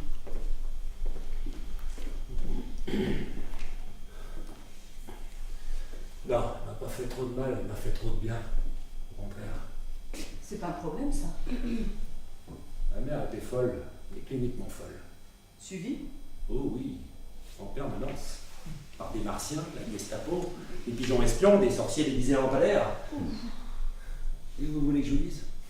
Ça allait très bien, mon petit garçon que j'étais. Chaque jour, elle montait une nouvelle histoire, une nouvelle aventure. Et la meilleure de toutes, vous savez ce que ça a été? Non. Celle qu'elle m'a raconté quand mon père nous a quittés. Elle me disait qu'il était agent secret et qu'il était parti en mission. J'étais fier comme un pape. Mais il était vraiment parti? Ah bah, plus parti, tu meurs. Hein. Je l'ai jamais revu. Je crois qu'il n'arrivait plus à suivre le pauvre. Les histoires de ma mère ont fini par bouffer la leur. Il ne supportait plus sa folie. Parce que c'est allé en se dégradant, vous savez. Au début, elle n'était que gentiment farfelue. Et ça, d'ailleurs, puis elle tient chez elle, elle était différente des autres. Mais comment elle faisait pour vous? Pour la vie, quoi? Elle gérait tout. C'était une pro. On n'a jamais manqué de rien. Ni de l'essentiel, ni du superflu, d'ailleurs. Elle avait un don pour la kleptomanie. Très utile, ça. Elle me l'a transmis, d'ailleurs. Ça a été beaucoup plus profitable pour ma vie que toutes les conneries que, soi-disant, professeurs souvent sous Prozac ont essayé de faire rentrer dans ma boîte à jugeote. Et à l'école, qu'est-ce qu'on vous disait? En petite section, j'étais le dieu du stade. Tu parles. Personne ne racontait d'histoire aussi fabuleuse que moi. Plus tard, j'ai été mis sur la touche. Tu parles. Personne n'était aussi mytho que moi. Ça n'a pas dû être facile. M'en fichais. M'en fichais de l'école des autres élèves. Le soir, je retrouvais ma mère avec son histoire qu'on l'avait laissée le matin en partant. Mais c'est pas très équilibré, hein, pour un petit garçon, quand même. Mais qu'est-ce que l'équilibre? Est-il plus important que le bonheur? J'étais un gamin très heureux. Bien plus heureux que beaucoup. Et après, Elle m'a quitté. parti. Ils l'ont emmenée dans un centre de détention pour les dingues. Et vous ne la vouliez plus? Pendant longtemps, je suis allé la voir. Et c'est elle qui ne me reconnaissait plus. Vous vous rendez compte? Après tout ce qu'on avait vécu ensemble, même pas elle reconnaissait son Zorro, son Tarzan, son héros. Même pas elle regardait son fils. J'étais devenu comme les autres. Une ombre qui se balade à l'intérieur de son cercueil. Alors je suis allé voir ailleurs. Pendant longtemps, j'ai détesté toutes les femmes. Je les trouvais fades, lâches. Elles n'étaient pas dignes de confiance. Et les autres? Aucune n'était à la hauteur de celle qui m'avait fait naître. Je les trouvais lâches, prévisibles, avec leurs complexes, leur besoin perpétuel d'être assurés, leur coquetterie qui leur donne souvent l'air de personnages sortis de série B, leur manière de femme qui pense que pour en être une, il faut absolument faire chier. J'ai jamais trouvé une qui m'emmène. Elles attendent toutes que tu les traînes par la main et tu les traînes sur un chemin que tu auras choisi toi pour elles et qu'elles finiront tôt ou tard par te reprocher. Pendant longtemps, les femmes n'ont été pour moi que des hochets. Je les agitais dans tous les sens pour en faire sortir des bruits bizarres. Ouais, c'est ça, des boîtes à bœufs. Je ne leur trouvais d'intérêt que lorsque je les retournais. Il n'y a que dans un lit qu'accepter leur jérémiade. Parce qu'on est bien d'accord. Même quand ça baise une femme, ça se plaint, ça gêne. Ouais, vous pouvez pas comprendre. Malheureusement, si. Vous avez déjà pensé à consulter? Un psy? Ah oui. Pour qu'ils s'approprient mon passé, le fameux transfert, comme ils appellent ça? Jamais de la vie. Pour moi, les psys sont des voleurs. Pas seulement parce qu'ils ont l'empathie onéreuse, mais parce qu'ils nous volent nos passés pour se les approprier. Ils sont obligés de prendre les histoires des autres pour avoir l'impression d'exister. J'imagine qu'un psy, quand il a fini sa journée de travail, il prend des jumelles et il passe la soirée à mater ce qui se passe chez le voisin en face. Des formations professionnelles. Mon passé, c'est tout ce que j'ai. C'est tout ce que ma mère m'a laissé. Alors si j'arrive à vivre avec cette histoire à fin de moi, il n'y a pas de problème.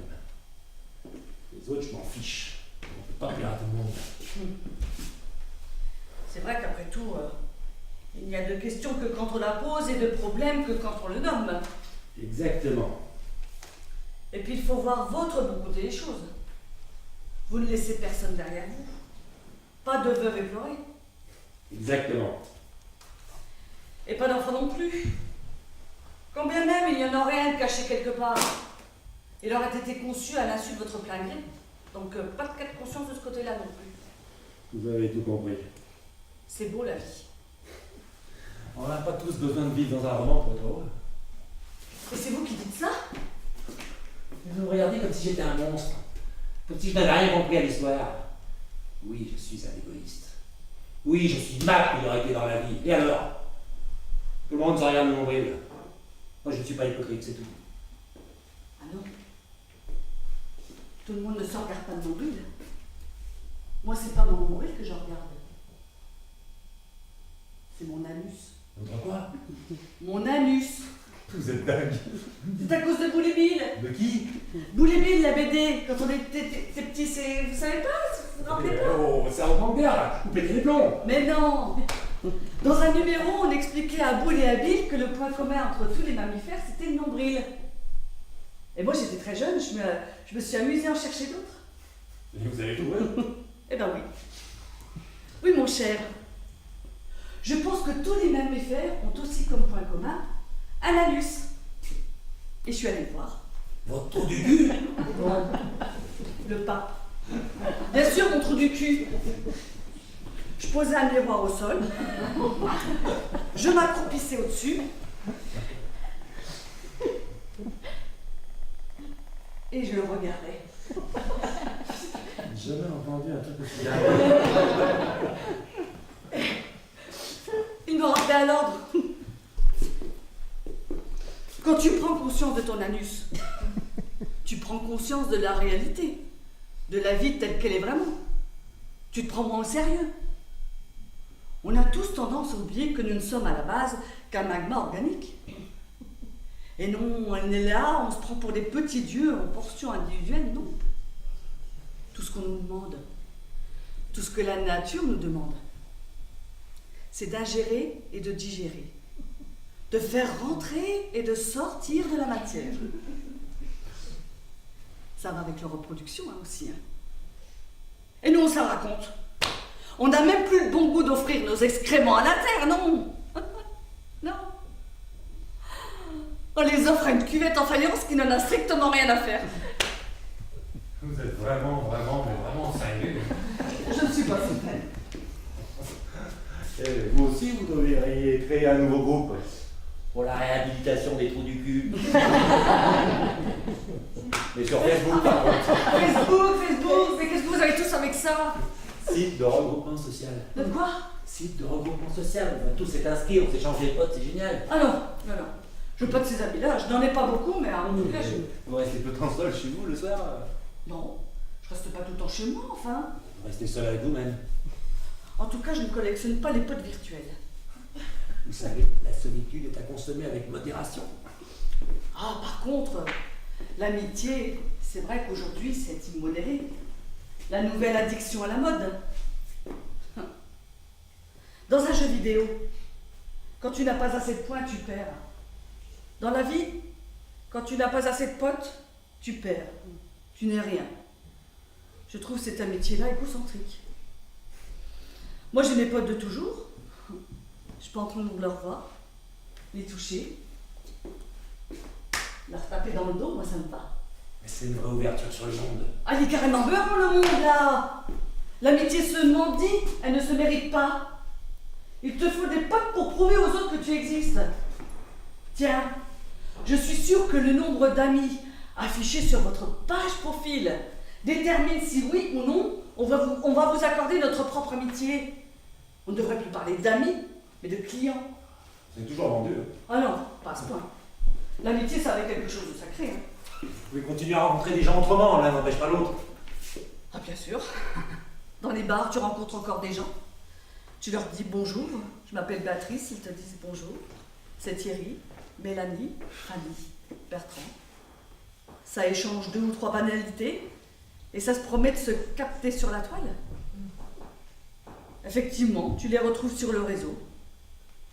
Et là, miracle de l'Internet, en moins de 5 minutes, tu connais tout de leur tendance sexuelle, de leur hobby, du chien qu'ils ont adopté le mois dernier, parce que lui aussi il a une page profil, du repas qu'ils sont en train de manger, pendant qu'ils te dactylographient leur vie.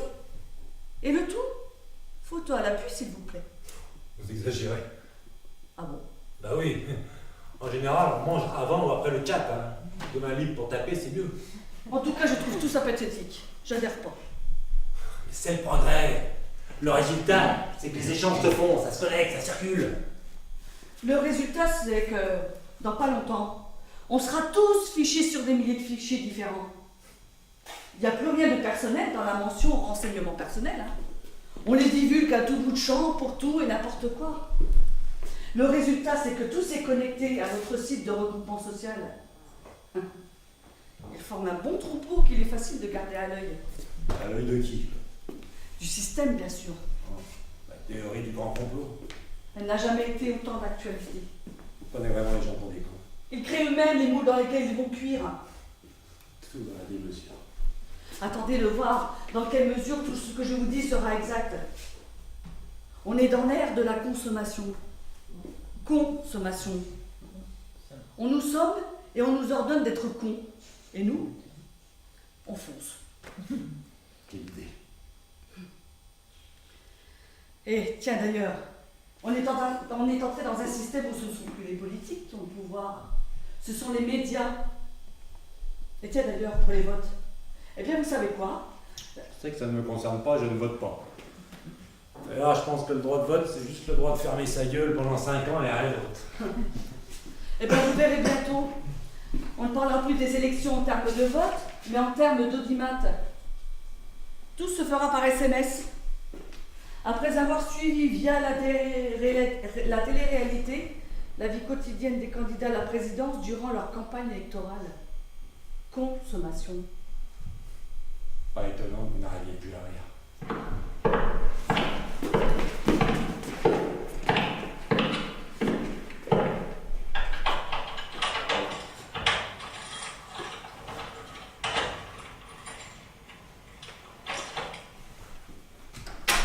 Alors, l'argent? On ne l'a pas. On n'est pas de ce que vous croyez.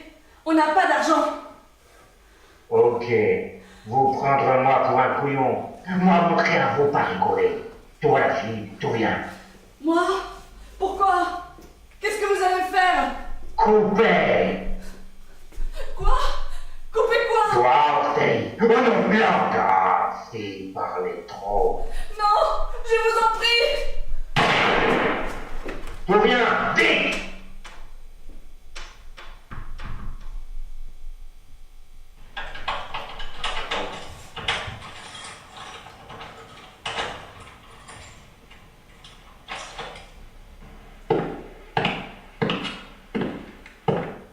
Non! Attendez! Ouvrez! Ouvrez! Ouvrez! Pas bouger. J'ai l'argent! J'ai l'argent! Je vous le donne maintenant tout de suite! Oh, lâchez-la!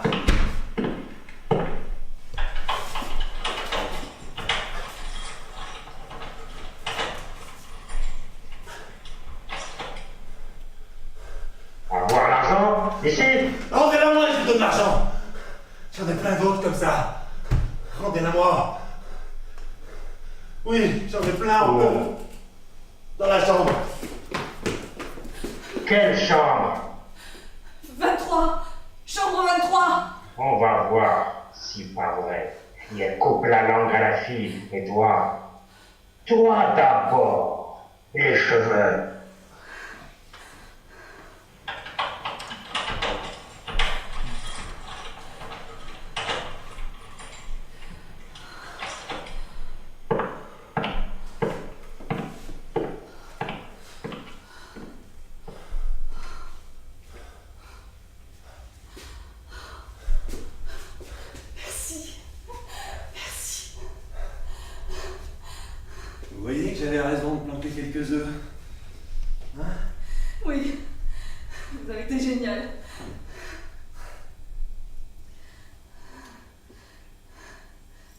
fils.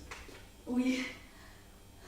Je sous-signais Monsieur Philippe Perron, promet à Mademoiselle Béatrice Chiron de prendre soin d'elle et de la protéger autant que faire se peut, jusqu'à ce que la mort nous sépare. Signé Philippe Perron.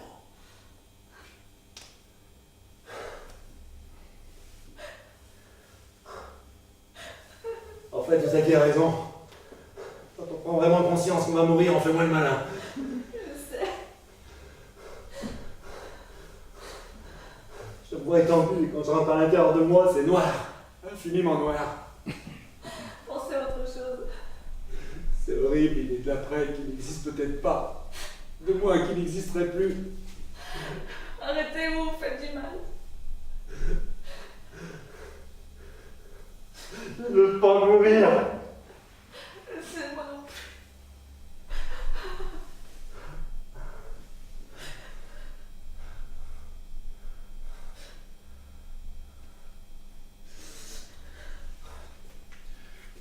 Excusez-moi, je vous emporter. Ça ne sert à rien. Il faut rester maître de ses émotions. Je ne suis pas une femme. La peur aussi, ça fait partie du package. Je suis des hommes aussi. Il est là le point commun entre les deux sexes. La peur de ne plus exister. Vous savez, j'ai des regrets. Moi aussi. Je ne laisse personne derrière moi. Le monde va m'oublier. Parole de nombril, ça. Et qu'est-ce qu'il dirait, le trou du cul? Si j'avais su, j'aurais tout pété. J'aurais dû me chercher plus. Et moi, me faire dessus. J'aurais dû encore plus me faire plaisir. Et moi, enculer tous ces connards. Faire mon trou. Moi aussi. Tout à l'heure, vous disiez que ça faisait des années que vous n'aviez pas ri. C'est vrai. Attention, je ne suis pas malheureuse, hein. Mais ma sœur a emporté mon rire dans sa tombe avec sa dernière plaisanterie. Je lui ai fait ce cadeau. C'est un cadeau qu'elle a refusé, ça n'allait plus le faire. Dites, vous voulez bien faire quelque chose pour moi? Encore? Quoi? Rire. On ne rit pas comme ça sur commande. Bien sûr que si. Il faut juste faire un peu de gymnastique, retenir sa respiration et trouver son facteur déclencheur. Et comment vous faites ça? Ah bah d'abord, je lève mes zygomatiques comme ça le plus haut possible. Ensuite, je contacte très fort la ceinture abdominale.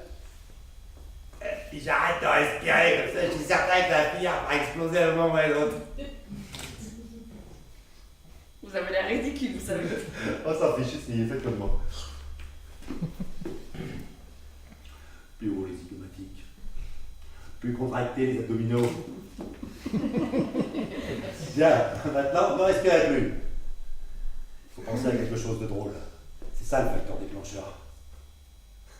Pour moi, c'est l'image de ma mère qui, tous les matins, été comme hiver, faisait sa toilette dans le jardin sans souci du regard des voisins. Elle faisait ça? Oui, elle a un début de psychose et craignait de se faire poignarder dans sa baignoire. Alors, en se lavant devant témoin, elle était sûre que personne ne viendrait l'agresser. C'est complètement dingue! Ah, complètement barré. Et je peux vous dire qu'elle s'est pris pas mal de ça. Ne n'a jamais changé son habitude. Et il y avait du monde au balcon. Hein.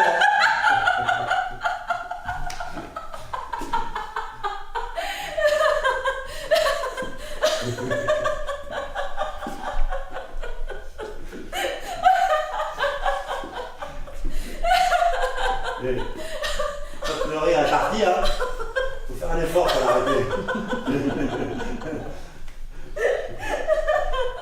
Allez-y, on a toute la nuit. Hein. Ça fait bien, Béatrice. Hein. Et comment? Et comment?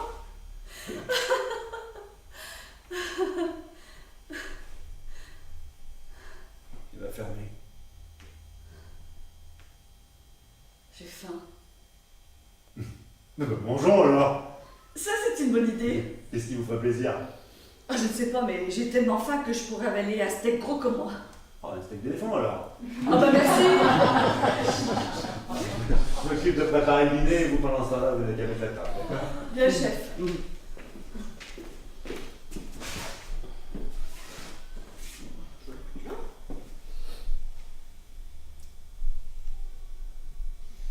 Ce petit verre.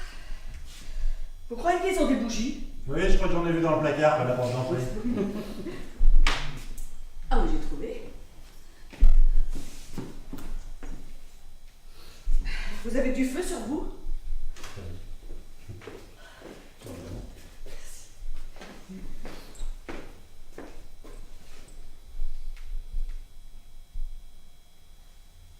Bon, bah.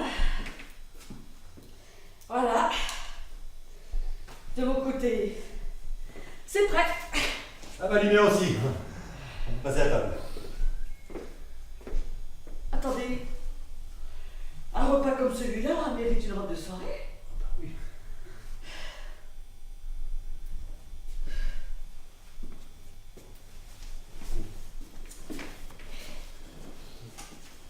Moi, je prends un petit short de soirée.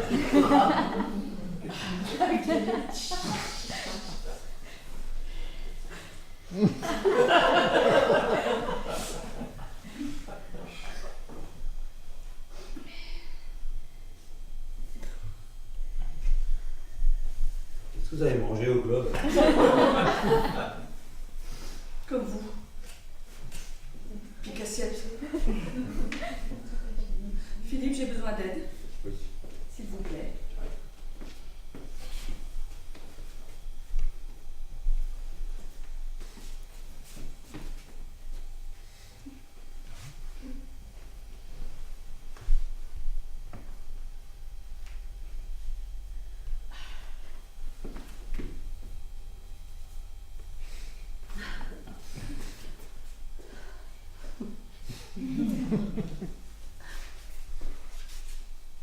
Vous êtes magnifique.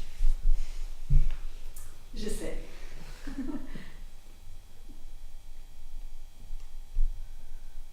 Bon, allons, passons à table, ça va refroidir. Oui.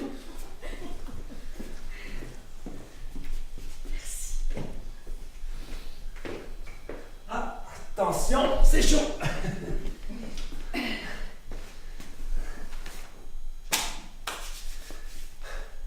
Alors, je vous ai préparé ma spécialité. Côte d'éléphant en croûte de sel et pommes de terre sautées à la graisse de phoque. Merveilleux. J'en ai l'eau à la bouche. Dites, ça ne vous dérange pas si je prononce une bénédicité? Je ne l'ai jamais fait, mais là, ce soir, j'ai envie. Faites.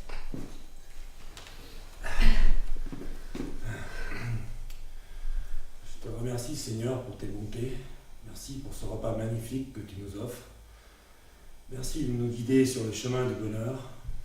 Pensons à tous ceux qui n'ont rien, à ceux qui sont seuls, à ceux qui sont malades, à ceux dont l'existence ne connaît pas de grâce. Reçois notre gratitude pour tous les bienfaits dont tu nous combles. Veille sur nous, s'il te plaît. Veille sur les pauvres prêcheurs que nous sommes. Vous avez dit prêcheur. Non, j'ai dit pêcheurs. Vous avez dit prêcheur. Bon, peu importe. Mangeons. Je vous aide. S'il vous plaît. Merci. Alors, j'élève mes éléphants en plein air. Ils sont nourris au gramme. Aucune hormone de croissance. Que du naturel. Vous êtes un chef, hein. Bon, on va goûter, hein. Je n'ai jamais rien mangé d'aussi bon. Hein. Ah, j'avoue que ce soir, c'est particulièrement bien réussi. Hein. Faut qu'on trinque. Ah oui. J'ai un petit peu soif. Alors, je vous ai sorti de la cave une bouteille de clos rougeau, dont vous me donnerez des nouvelles. Monsieur est connaisseur. Ah, oui.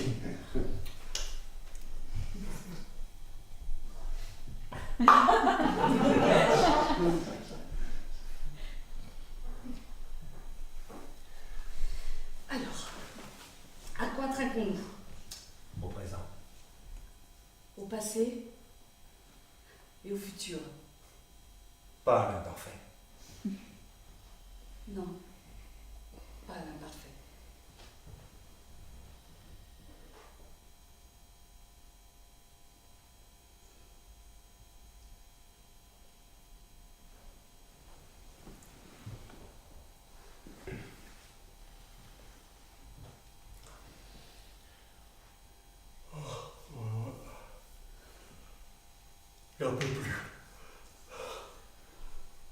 dormir ou se reposer au moins. Ouais, j'avoue que ça me ferait du bien. J'ai du mal à digérer. Trop manger? Ce n'est pas du repas dont je parle. Ça n'a pas l'air très confortable. Installez-vous contre moi si vous voulez. Ça ne va pas vous gêner? Non, au contraire. Si j'osais, je dirais même que ça me ferait du bien. Ah, moi aussi, ça en ferait.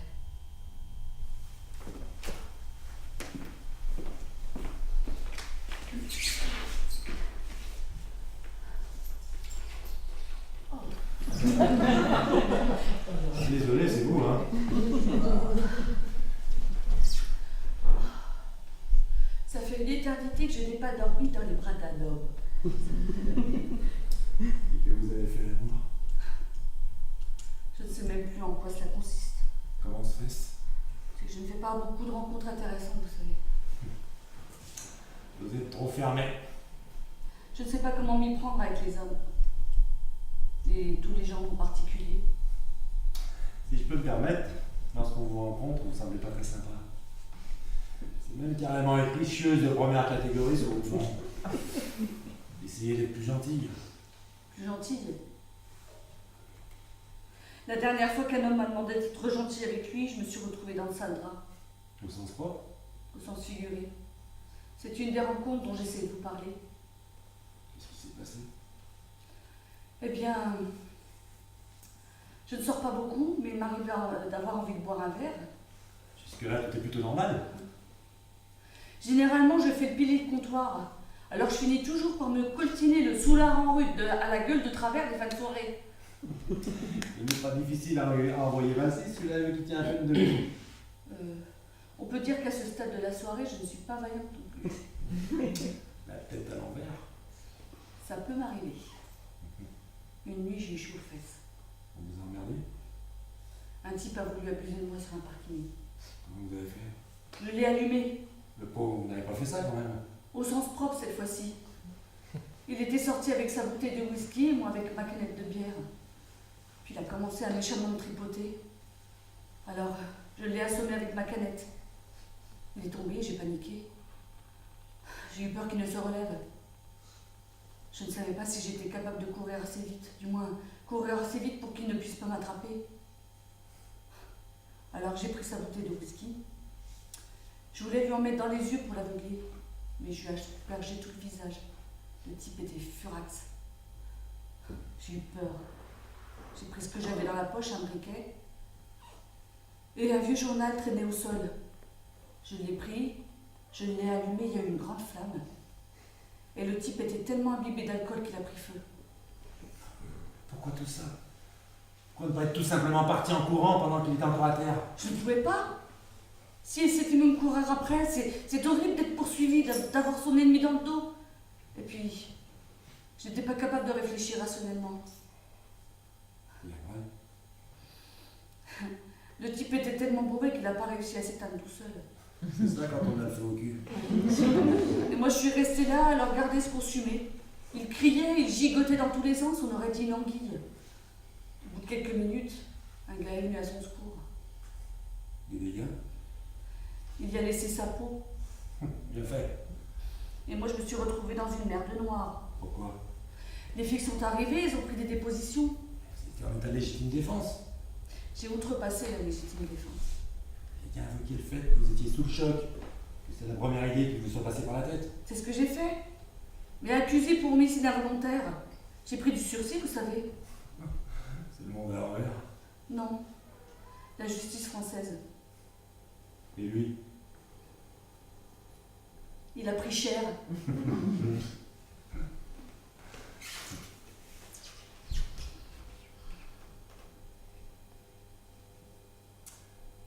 Dites, vous ne voulez pas faire l'amour avec moi?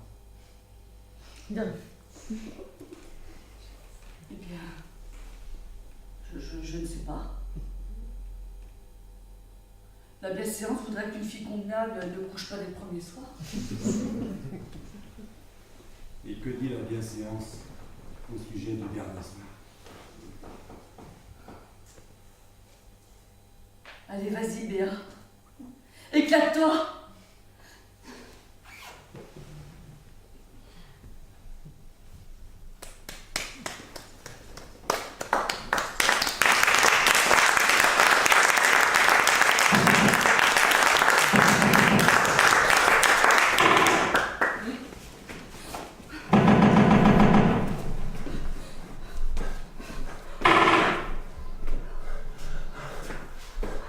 Voilà.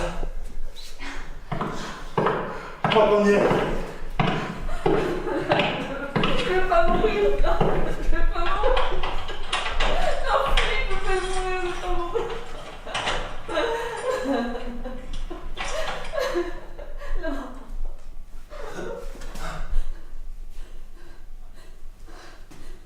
N'ayez pas peur. Qui êtes-vous? Police. Comment nous avez-vous trouvés? Ils avaient, on indique, le barman du club. On l'a vu entrer dans la chambre de madame après qu'elle se soit fait enlever. On a trouvé ça bizarre.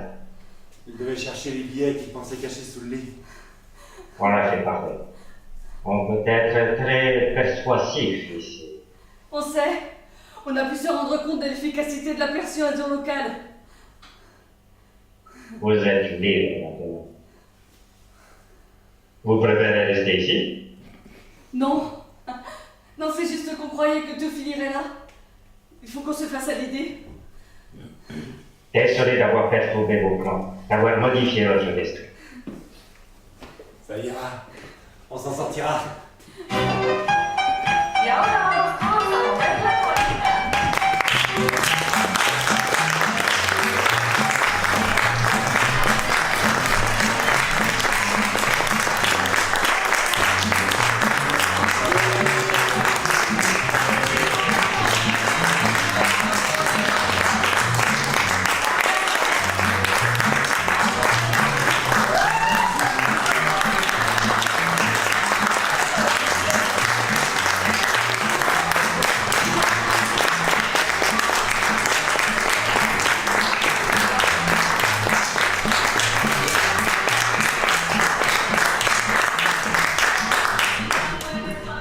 Bon, Bon, voilà. on est libre. On est libre. C'est un miracle. Mais du coup, j'ai fait une entorse à la bienséance. Tu t'en sors bien. Une entorse à la bienséance. Ça fait quoi? Une semaine à se remettre avec une bonne pommade? Et qu'est-ce que c'est bon! Désormais, j'essaierai de me casser les a priori, de me tordre les principes et de fêler mes habitudes. Et de rire. Et de rire. C'est signé, Philippe. Vas-y. À ce propos-là, le contrat, là, jusqu'à ce que la norme se sépare. Ne t'inquiète pas, j'ai bien compris. Elle était derrière la porte. Tu croyais que tu n'en avais plus que pour quelques heures. Cela dit, ça me fait quelque chose. Je suis ta première fois, en quelque sorte. En quelque sorte. Et ça fait quoi? Je me suis senti un homme. Bien. Philippe, je te libère de ton serment. Au revoir, Philippe. Au revoir, Béatrice.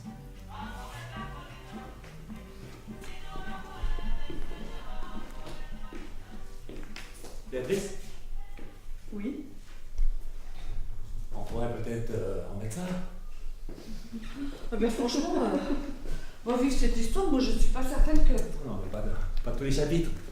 Juste ceux qui ont encore besoin de correction. Avant d'être envoyés chez l'éditeur. Les éditions La Destinée. Oui. Et quels sont les chapitres auxquels tu penses? Le dîner. Parce que tu vois, je suis pas certain que ça soit la place d'un homme dans une cuisine. Et c'est celui des femmes. Mais je te signale que tous les grands chefs sont des hommes. Ouais.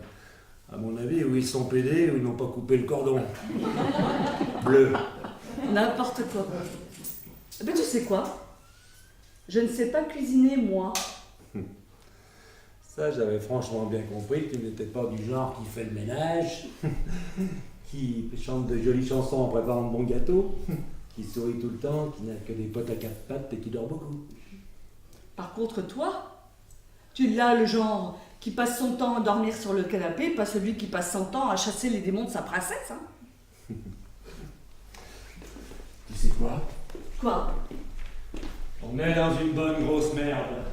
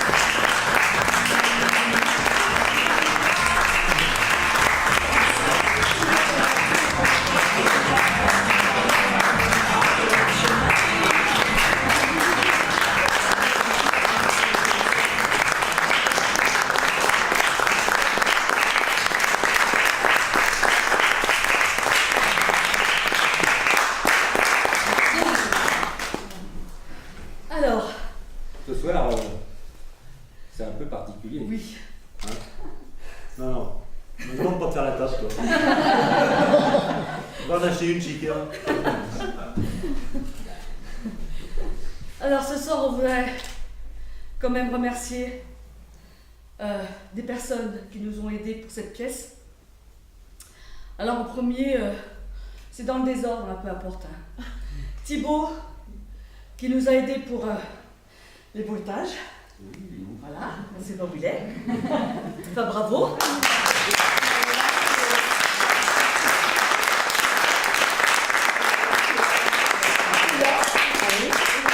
Christophe, qui nous a aidés pour les voix off. Oui.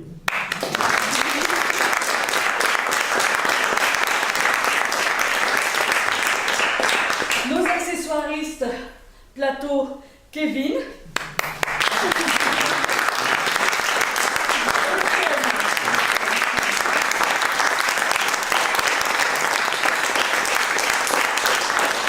Une jeune fille qui nous a fait la fenêtre, Joséphine.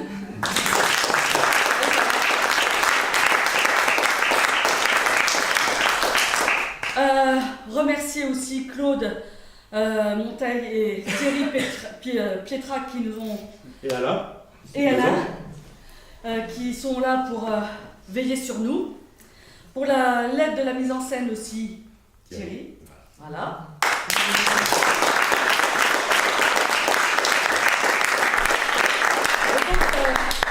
Nous avons eu le plaisir de jouer cette pièce de Sarah Guerrero, qui est là.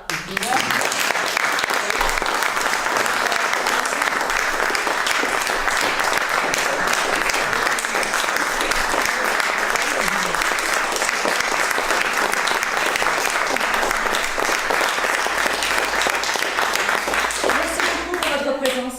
Et puis, je peux rajouter un petit truc. Tu peux.